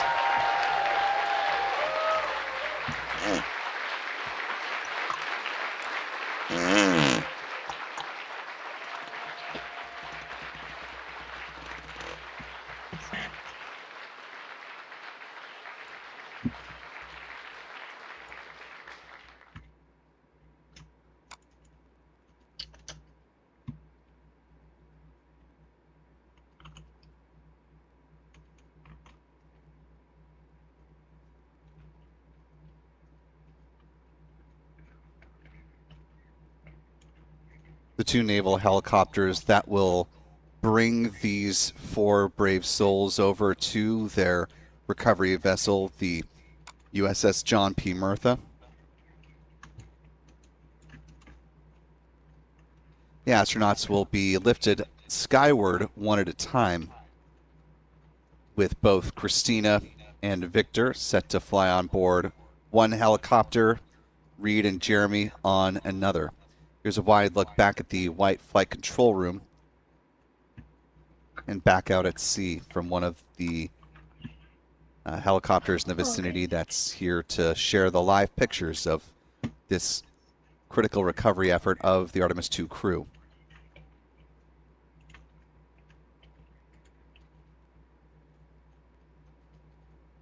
If you're just joining us here, you're watching Spaceflight Now's special live coverage of the return of the Artemis II astronauts, having now safely made their way back to Earth. You can see them with their backs to this particular camera view, sitting safely and snugly on board the front porch. They are each no longer wearing the helmets of their Orion crew survival suits, but instead protective helmets for the upcoming helicopter lift.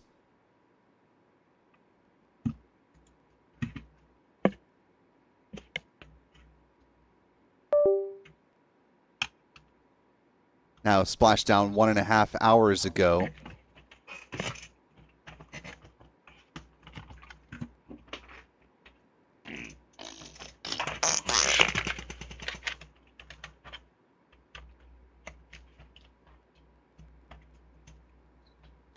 Coming up here in just a moment or two, we should be hearing some words from NASA's Associate Administrator, Amit Kshatriya.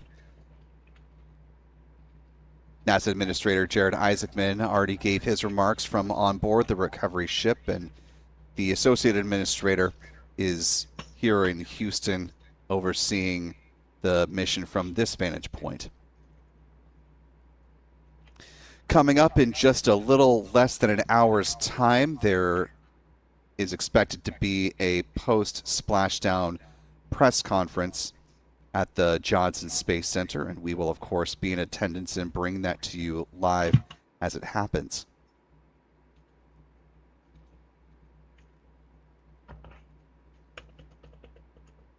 The expected participants in today's post-splashdown press conference and the final big mission press conference wrapping up the Artemis II mission, we should be hearing from the aforementioned Amit Kshatriya, NASA's Associate Administrator, Lori Glaze, the Acting Associate Administrator for NASA's Exploration Systems Development Mission Directorate, Howard Hugh, NASA's Orion Program Manager, and Sean Quinn, the Manager of NASA's Exploration Ground Systems, based at the Kennedy Space Center in Florida.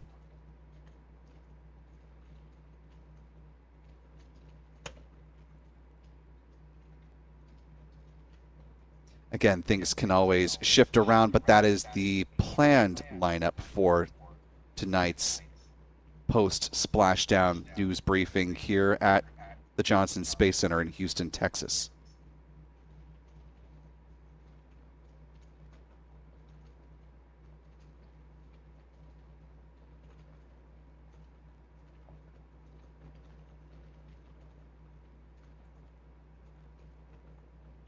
Again, we're standing by for words from Associate Administrator Amish Shatria.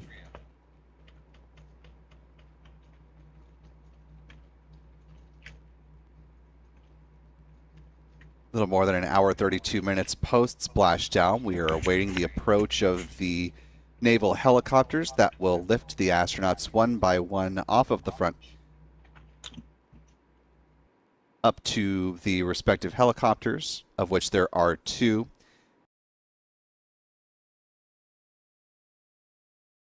And then they will be flown over to the recovery vessel.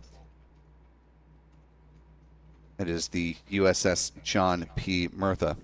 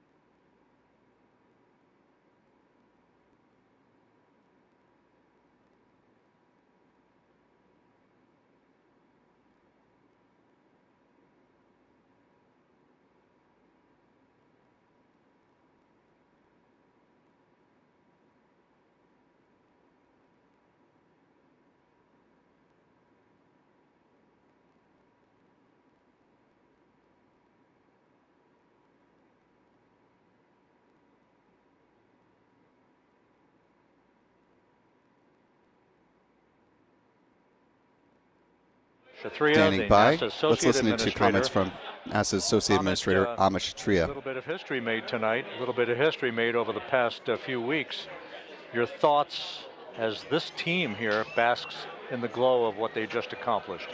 Yeah, Rob, we're here in the control center, and it's kind of overrun with jubilant folks from the Mission Control Houston, as well as engineering, and folks that just want to be here, part of it, as we watch our crew get extracted from the vehicle. And, you know, my thought is always about these teams, the team that's in the water right now, pulling the crew out, the team here in Houston that worked so hard over the last 10 days. And, you know, we still have some work to do to get the crew to the med bay here on the ship. They all look great coming out, so hopefully that won't be too long. You know, I think we saw the administrator on the boat too, giving his thanks to the Navy team on the Murtha, which they're just an incredible group of sailors. I was able to visit with them a couple weeks ago. And then if you pull it all the way back to the workers and the folks that joined the rocket at Michoud, that made the heat shield tiles that held together tonight, that, you know, that stacked the vehicle in Florida, that integrated the vehicle in Denver, that fired the engines in Stennis, that fired the boosters in Promontory. I mean, this is the entire team,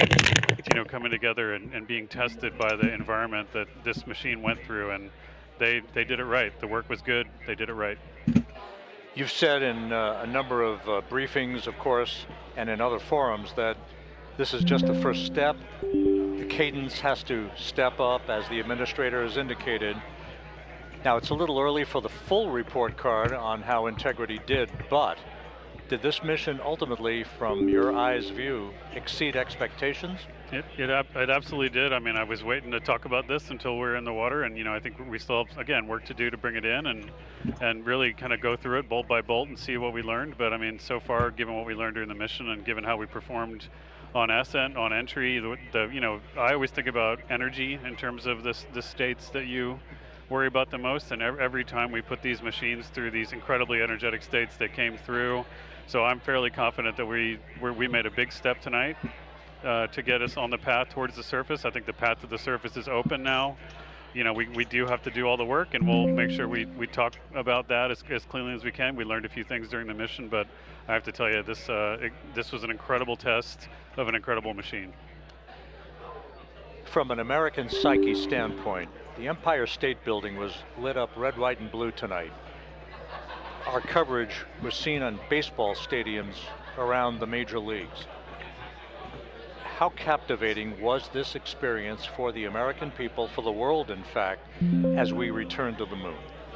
You know, I have not been able to watch a lot of the coverage as we've progressed through the mission. I will tell you, just from my witness in Florida before launch, and then seeing the people's faces here, and then reading where I can about how things are going. I think this has been a gift to the world from NASA. NASA has given the world a gift, proving to folks all over the place, especially young people, and that to me is what this is really about. Young people, when they see what we can do when we work together, when we have teams that collaborate, that it doesn't matter how hard the problems are, we can solve them. I'm hopeful that Artemis 2, as folks witness what we were able to do with this incredible crew, this incredible team that we've birthed into the world, scientists and engineers and artists that have been inspired by this. And even if they don't come work in the program, which separately they should come work in the program because Lord knows we need the help, but even if they don't want to come work in the program, hopefully they grow up to recognize they can do amazing things when they work together and contribute to society and be good citizens and really change the way, the challenges that are coming in the world are overcomable if we work together like this. And one final question. Flying to the moon, we did it. We've done it again this past week and a half or so. But the engineering that went behind the design of this mission and the precision, the pinpoint precision of this vehicle entering that entry corridor, it's almost mind-boggling. Yeah, it is incredible when you think about the energies involved and the uncertainties involved. That when we inserted the vehicle into orbit, it was 99.2% down the middle. When we dropped the vehicle right on top of the fleet here, our guys knew exactly where to go, but the guidance was perfect.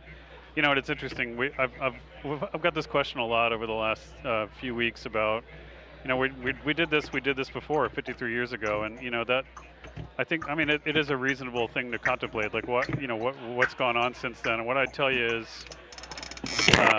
when we did Apollo, which again, the more we learn about what they did, the more magical it seems what they were able to accomplish given the technology and the learnings that they had. But when we did Apollo, the architects of Apollo, Gilbert, Seaman, von Braun, Mueller, what they really wanted to do, as they were contemplating what it meant to expand their range of action to the lunar surface, what they wanted to do was learn how to live and work in space for a long time.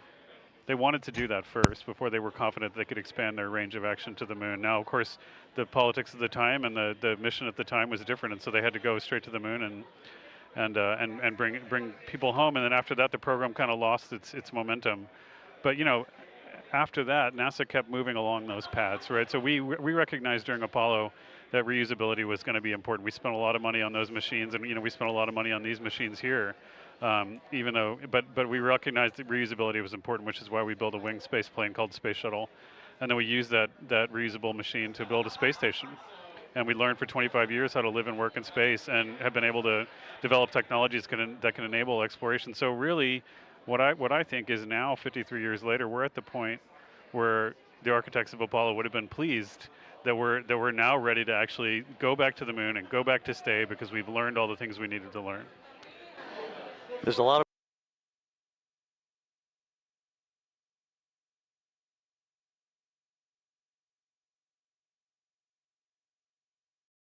people pleased here tonight, and we really thank you for joining us, Ahmed. Ahmed Shathria, NASA's Associate Administrator, as we begin to hoist the crew onto the helicopters to head back.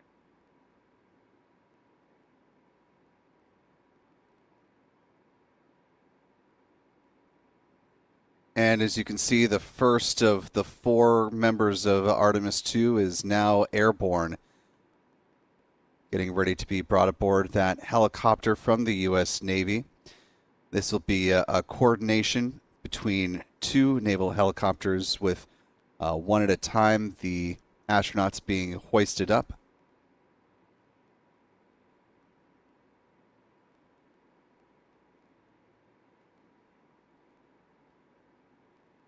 Let's go ahead and listen to NASA's Megan Cruz for a status update from the USS Mirtha on recovery efforts. Hey, Rob. Yeah, back on the bow of the ship here, we are seeing the helicopters circling Orion. The first one there having just completed picking up the first astronaut. Helo 2 now hovering just 40 feet above the front porch, lowering a recovery specialist out of the helicopter. That person will touch down in the front porch just there.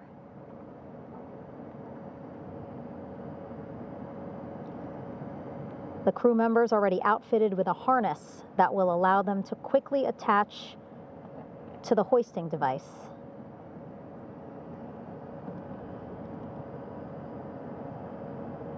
Look at the power of those blades throwing water out at the center there. The front porch with now 3 astronauts and the recovery specialists. Again, crews already outfitted with a harness vest. And here we go. Second astronaut now off the front porch, getting hoisted into the second helicopter.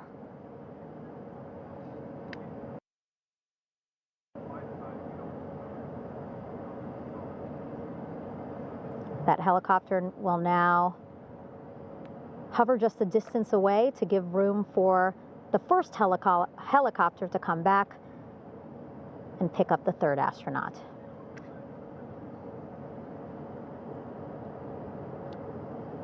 As we wait for that helicopter to come back, make its way back around, just want to mention that the President of the United States called our NASA administrator today while he was on the ship, just minutes after we interviewed him live on our coverage, and congratulated him and NASA on this history-making moment tonight. Helicopter 1 again hovering 40 feet over the front porch. We will soon see another recovery specialist getting lowered onto the front porch.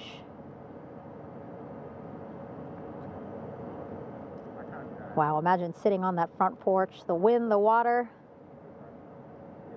But this action happening just 3,000 yards away from us, so a very quick flight back to the flight deck. And now the only person left on the front porch, Commander Reed Wiseman. That second helicopter now making its way back over to the front porch. Here it comes.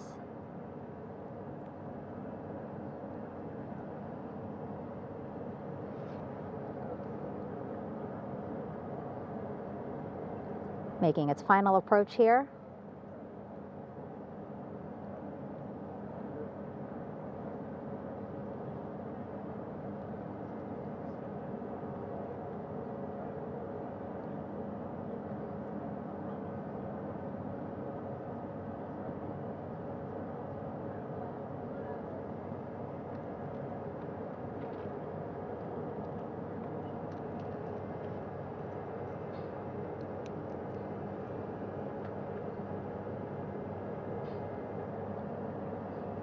The last astronaut, Commander Reed Wiseman, now off the front porch and almost into the second helicopter. Both now on their way back to the ship where we are, the USS John P. Mirtha, just west of San Diego in the Pacific Ocean.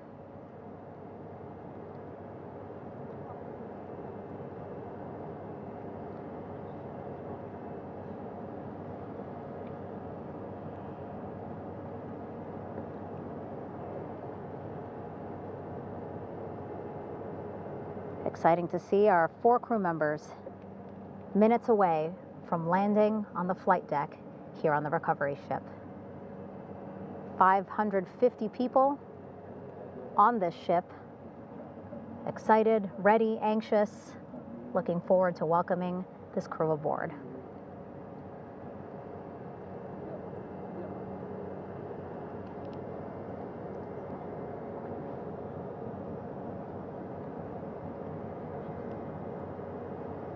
Watching them now with our own eyes. Close to the ship here. Hearing them begin to hover on the flight deck, which is just across from us, here on the bow.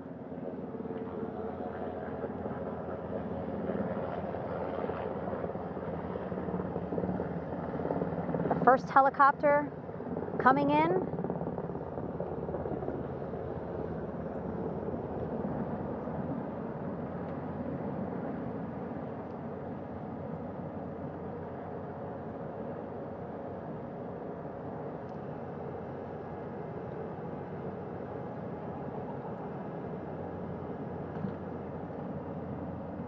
And wheels down. Wheels down of the first helicopter carrying 2 of our Artemis II crew. Pilot Victor Glover and mission specialist Christina Cook.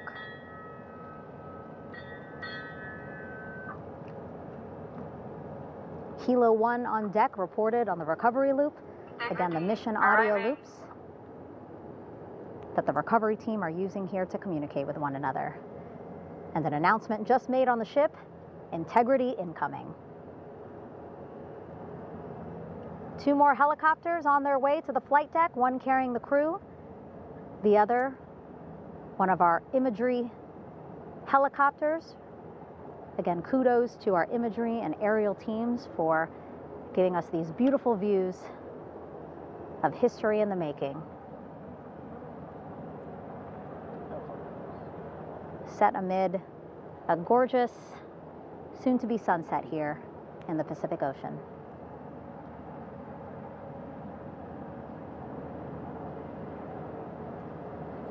The second helicopter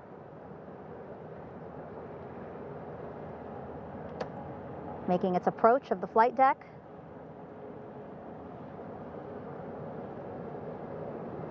Plenty of people here on the bow with their cell phones out, filming this moment.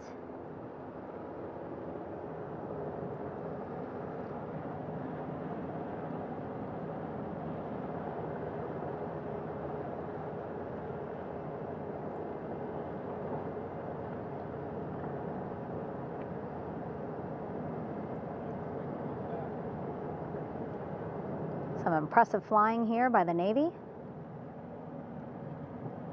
as we are seconds away from wheels down. And there you go. We now have all 4 Artemis II crew members on the USS John P. Murtha.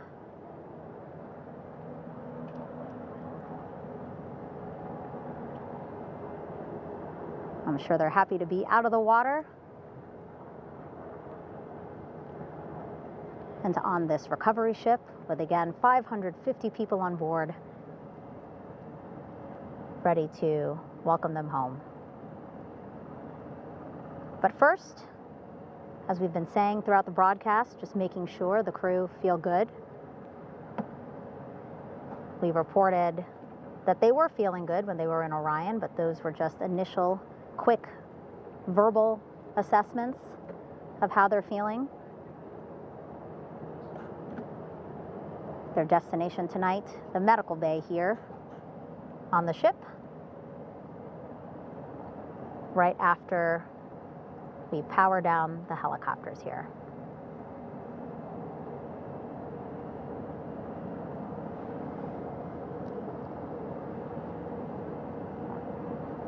The team on the flight deck working quickly but methodically.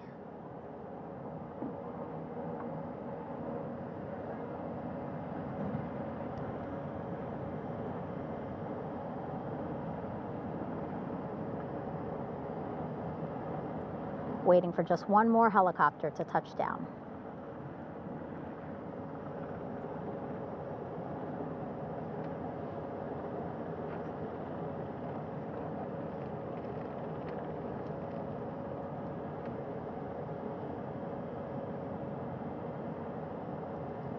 Very limited personnel here on the flight deck. Maneuvering doctrine is in effect. As that third helicopter touches down.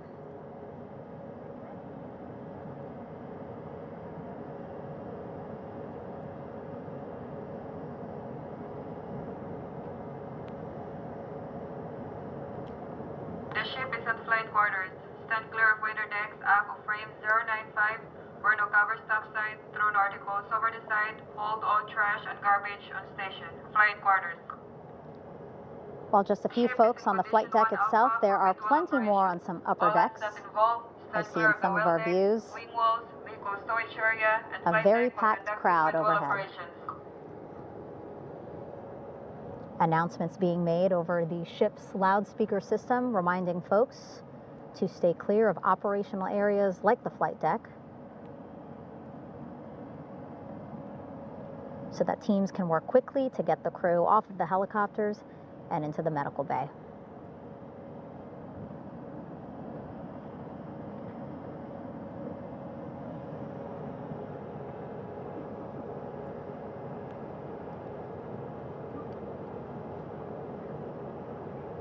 Splashdown today, 5:06 p.m.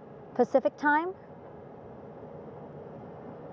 We are within 2 hours of that splashdown time, and already we have all 4 crew members on the flight deck of the USS John P. Murtha.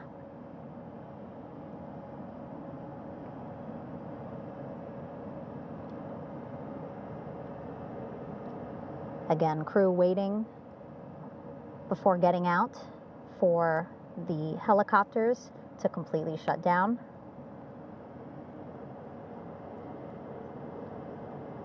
Safety, of course, very important to NASA and the U.S. military.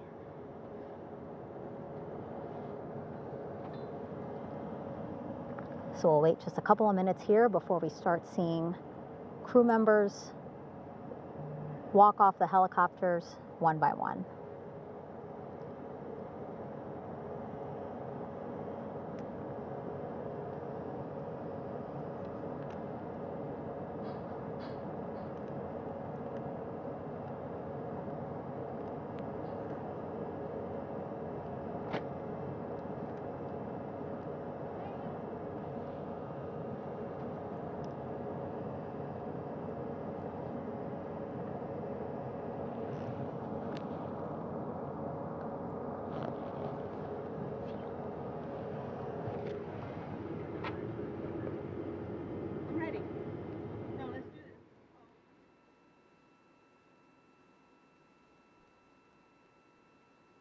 And with the helicopter blades slowing to a stop, we are, as we just heard, waiting for the emergence of the 4 Artemis II astronauts now.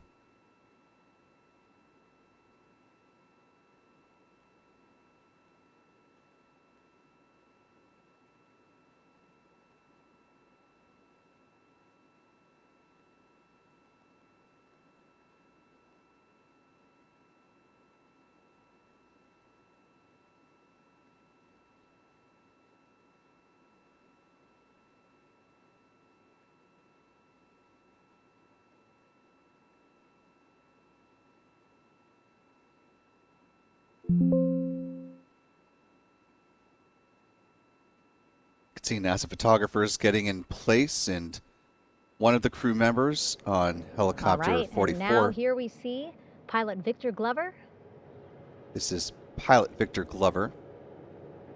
And mission specialist Christina Cook sitting on the edge of one of the helicopters, looking in great spirits.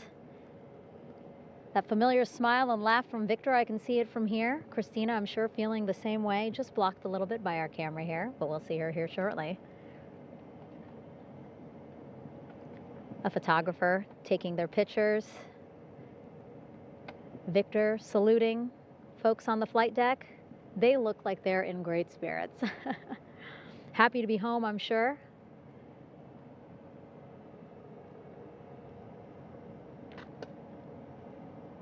If you're sitting at home, I hope you too are wondering, what would you want to ask them if you got a chance to talk to them? Because that is what I'm thinking about. Getting the opportunity to talk to or ask questions of these 4 astronauts who just made history as the first crew to return to the moon since 1972.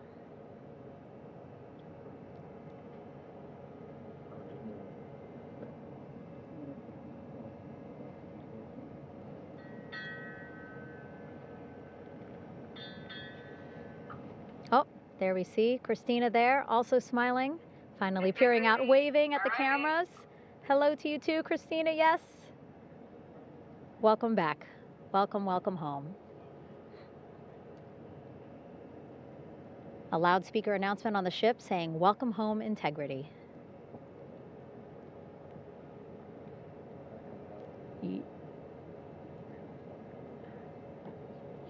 Victor in great spirits. I can't see who he's talking to, but I kind of think that he might be talking to his other 2 crew members.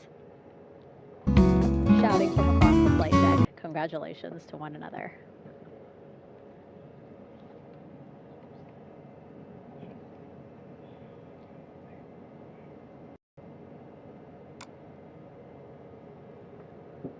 And so now we see some Navy personnel walking up to the helicopter.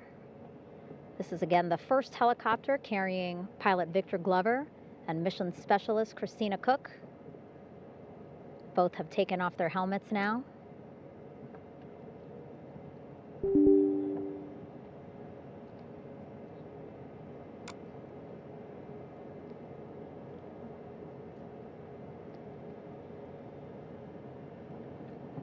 Some pictures, video to catalog this historic moment. A beautiful sunset just behind them here in the Pacific Ocean. Golden hour. These pictures will be beautiful.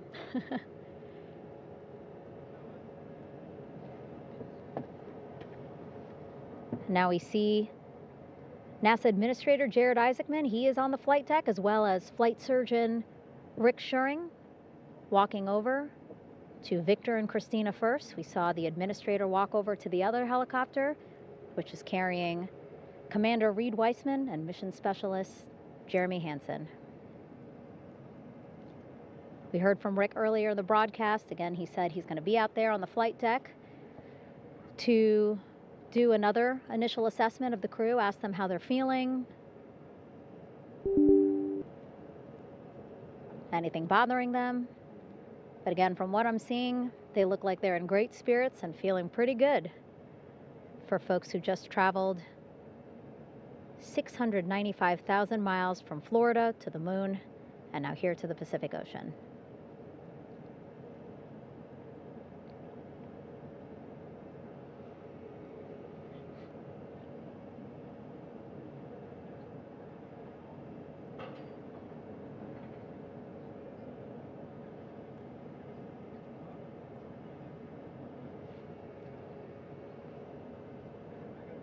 We're now seeing NASA Administrator Jared Isaacman walking across the flight deck. He had been talking to Reed and Jeremy, now approaching Victor and Christina. A hug from Victor, a hug from Christina. What a moment that we're getting to experience together.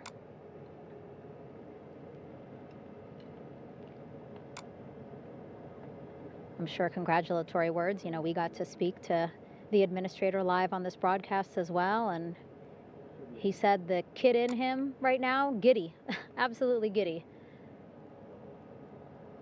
at what we were able to accomplish today.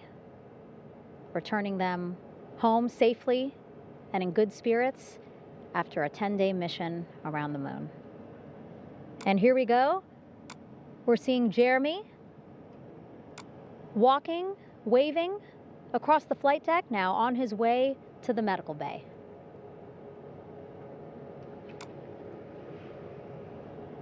It's a short walk, less than a minute. Again, that's why the recovery team decided to use helicopters to get them on the flight deck for that short walk to medical bay. And now on the flight deck, we see the chief of the astronaut office, Scott Tingle. Rick Schuring switching places. He's going over to the other helicopter. Big hugs from Victor, Christina to Scott. Again, a gorgeous sunset setting the stage for this recovery tonight.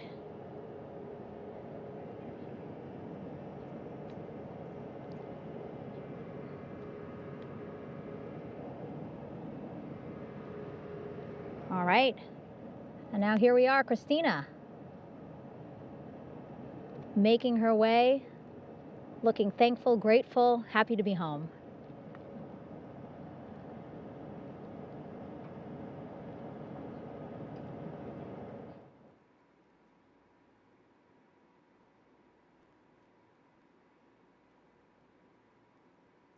As we see astronaut Christina Cook walking to the med bay, flanked to her right by Chief of the Astronaut Office, Scott Tingle, now walking back out to the 2 remaining crew members. Let's see if he goes to, yeah, it looks like Victor's up next. He's in the helicopter on the right from this camera's vantage point, and Commander Reed Wiseman on the helicopter to the left, number 42.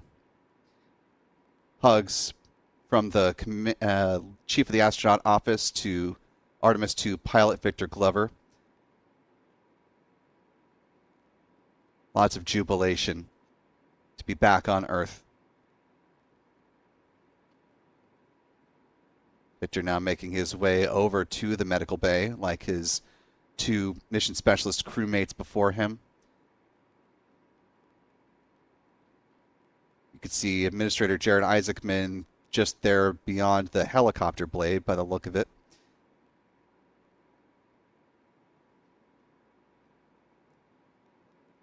And a crew member there standing by with a wheelchair if needed, but so far all 3 crew members that have walked to the medical bay have done so under their own power, which is always good to see. Scott Tingle making his way to the final member of Artemis 2, the commander, Reed Wiseman.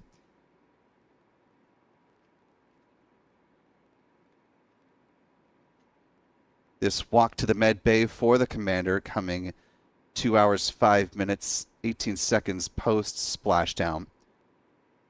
Is beginning to wrap things up for this historic day for the Artemis 2 mission, the conclusion of the first humans to travel to the lunar sphere of influence in more than 53.5 years or thereabouts.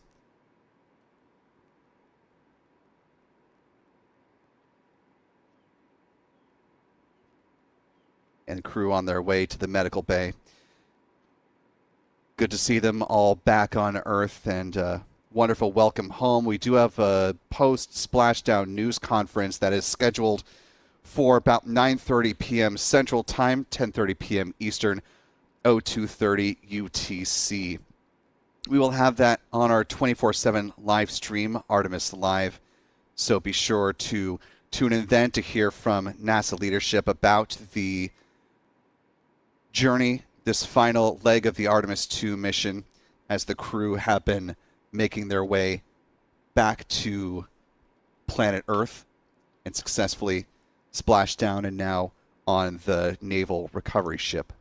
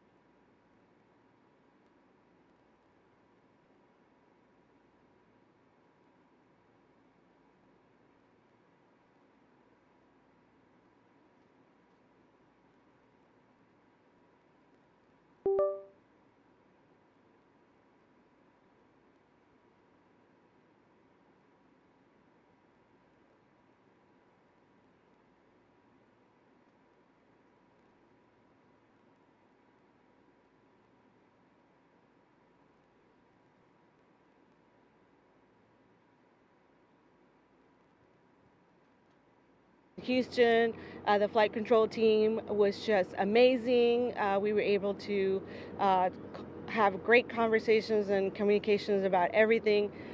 And I don't know what else to say. I'm just so ecstatic.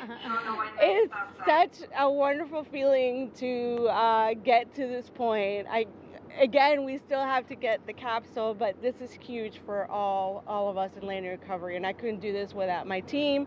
And of course, the full support of the U.S. military. There's going to be lots of, high fives when we get the capsule back in. And I'm so happy that the crew's doing well, Ryan's doing well, and, thank you for, for everybody watching. Yeah, it was great.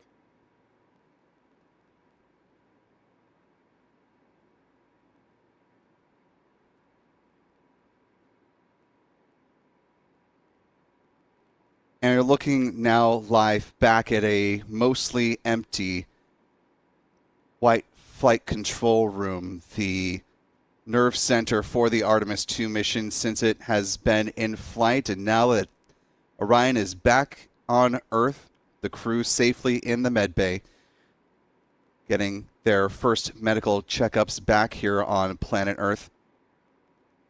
The flight controllers team time in this room is done for now until preparations begin for Artemis 3. And our time with you for now also coming to a close as we're wrapping up our dedicated coverage with commentary on the return of Artemis 2. Of course, as we mentioned, there is a post-splashdown news conference coming up at 9:30 p.m. Central, 10:30 p.m.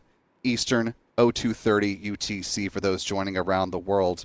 Also tonight, there is a Starlink launch out at Vandenberg Space Force Base in California. So a couple of different ways that we'll bring you this live coverage. We'll have the news conference over on our 24/7 live stream, Artemis Live, and we will have the Starlink broadcast over on Launchpad Live. So whatever is your flavor of choice tonight, whether you want to see the Falcon 9 fly or you want to see the NASA leadership talk about, hear a little bit more about where things stand, we'll have both for you. So you can let this be a choose your own adventure tonight in which direction of space exploration you want to go. Want to give a big heartfelt thank you to our wonderful team behind the scenes, from our moderators on YouTube to all of you who have been watching the broadcast and been commenting, supporting our coverage from here in Houston throughout the course of this entire adventure. We're awaiting the crew to come back to Houston, and we'll have coverage of that tomorrow. But want to give a big thank you, of course, to our team here at Spaceflight Now, to John Pisani, to Adam Bernstein, Michael Kane, and our editor, Stephen Young. It's been one heck of a mission to cover here, the return of human spaceflight out to the moon for the first time in more than half a century. And it's been an honor to lead our coverage from here in Houston, Texas, right down the road from the Johnson Space Center. And I'll be heading over to the Johnson Space Center for that news briefing coming up here in about 10 minutes. Want to give a big final thank you to all of you who have been watching from home, whether you watch part of our coverage, all of our coverage, the videos we put on YouTube, and there's much more to come from our coverage of Artemis 2 and what is coming down the road for lunar exploration with humans, robotics, and everything in between. For all of us here at Spaceflight Now, thank you so much for being with us tonight. I'm Will Robinson Smith. As always, be good to yourselves, be good to others. Welcome home, Artemis 2, and good night.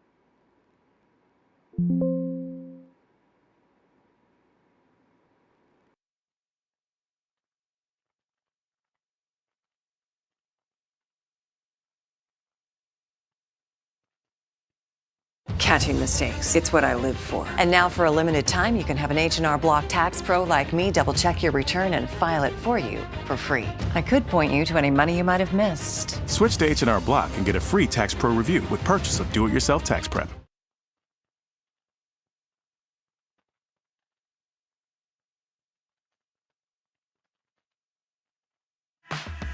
From hard hats to steel-toed boots, Grainger's got your safety needs covered, literally.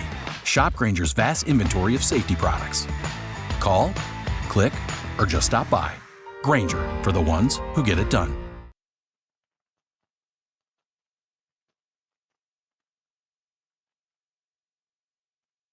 My work is easy because I use ClickUp. Here's how I keep track of all my tasks. I start by brain dumping everything I need to get done in a list view. Next, I set a priority and a due date to keep things on track. I create custom statuses to organize my progress exactly how I want. I like to add the action items field so AI can show me the next steps. I add my teammates as watchers so they're in the loop. ClickUp makes work easy, from personal projects to running a multi-billion-dollar company. Click the link below to create your workspace for free.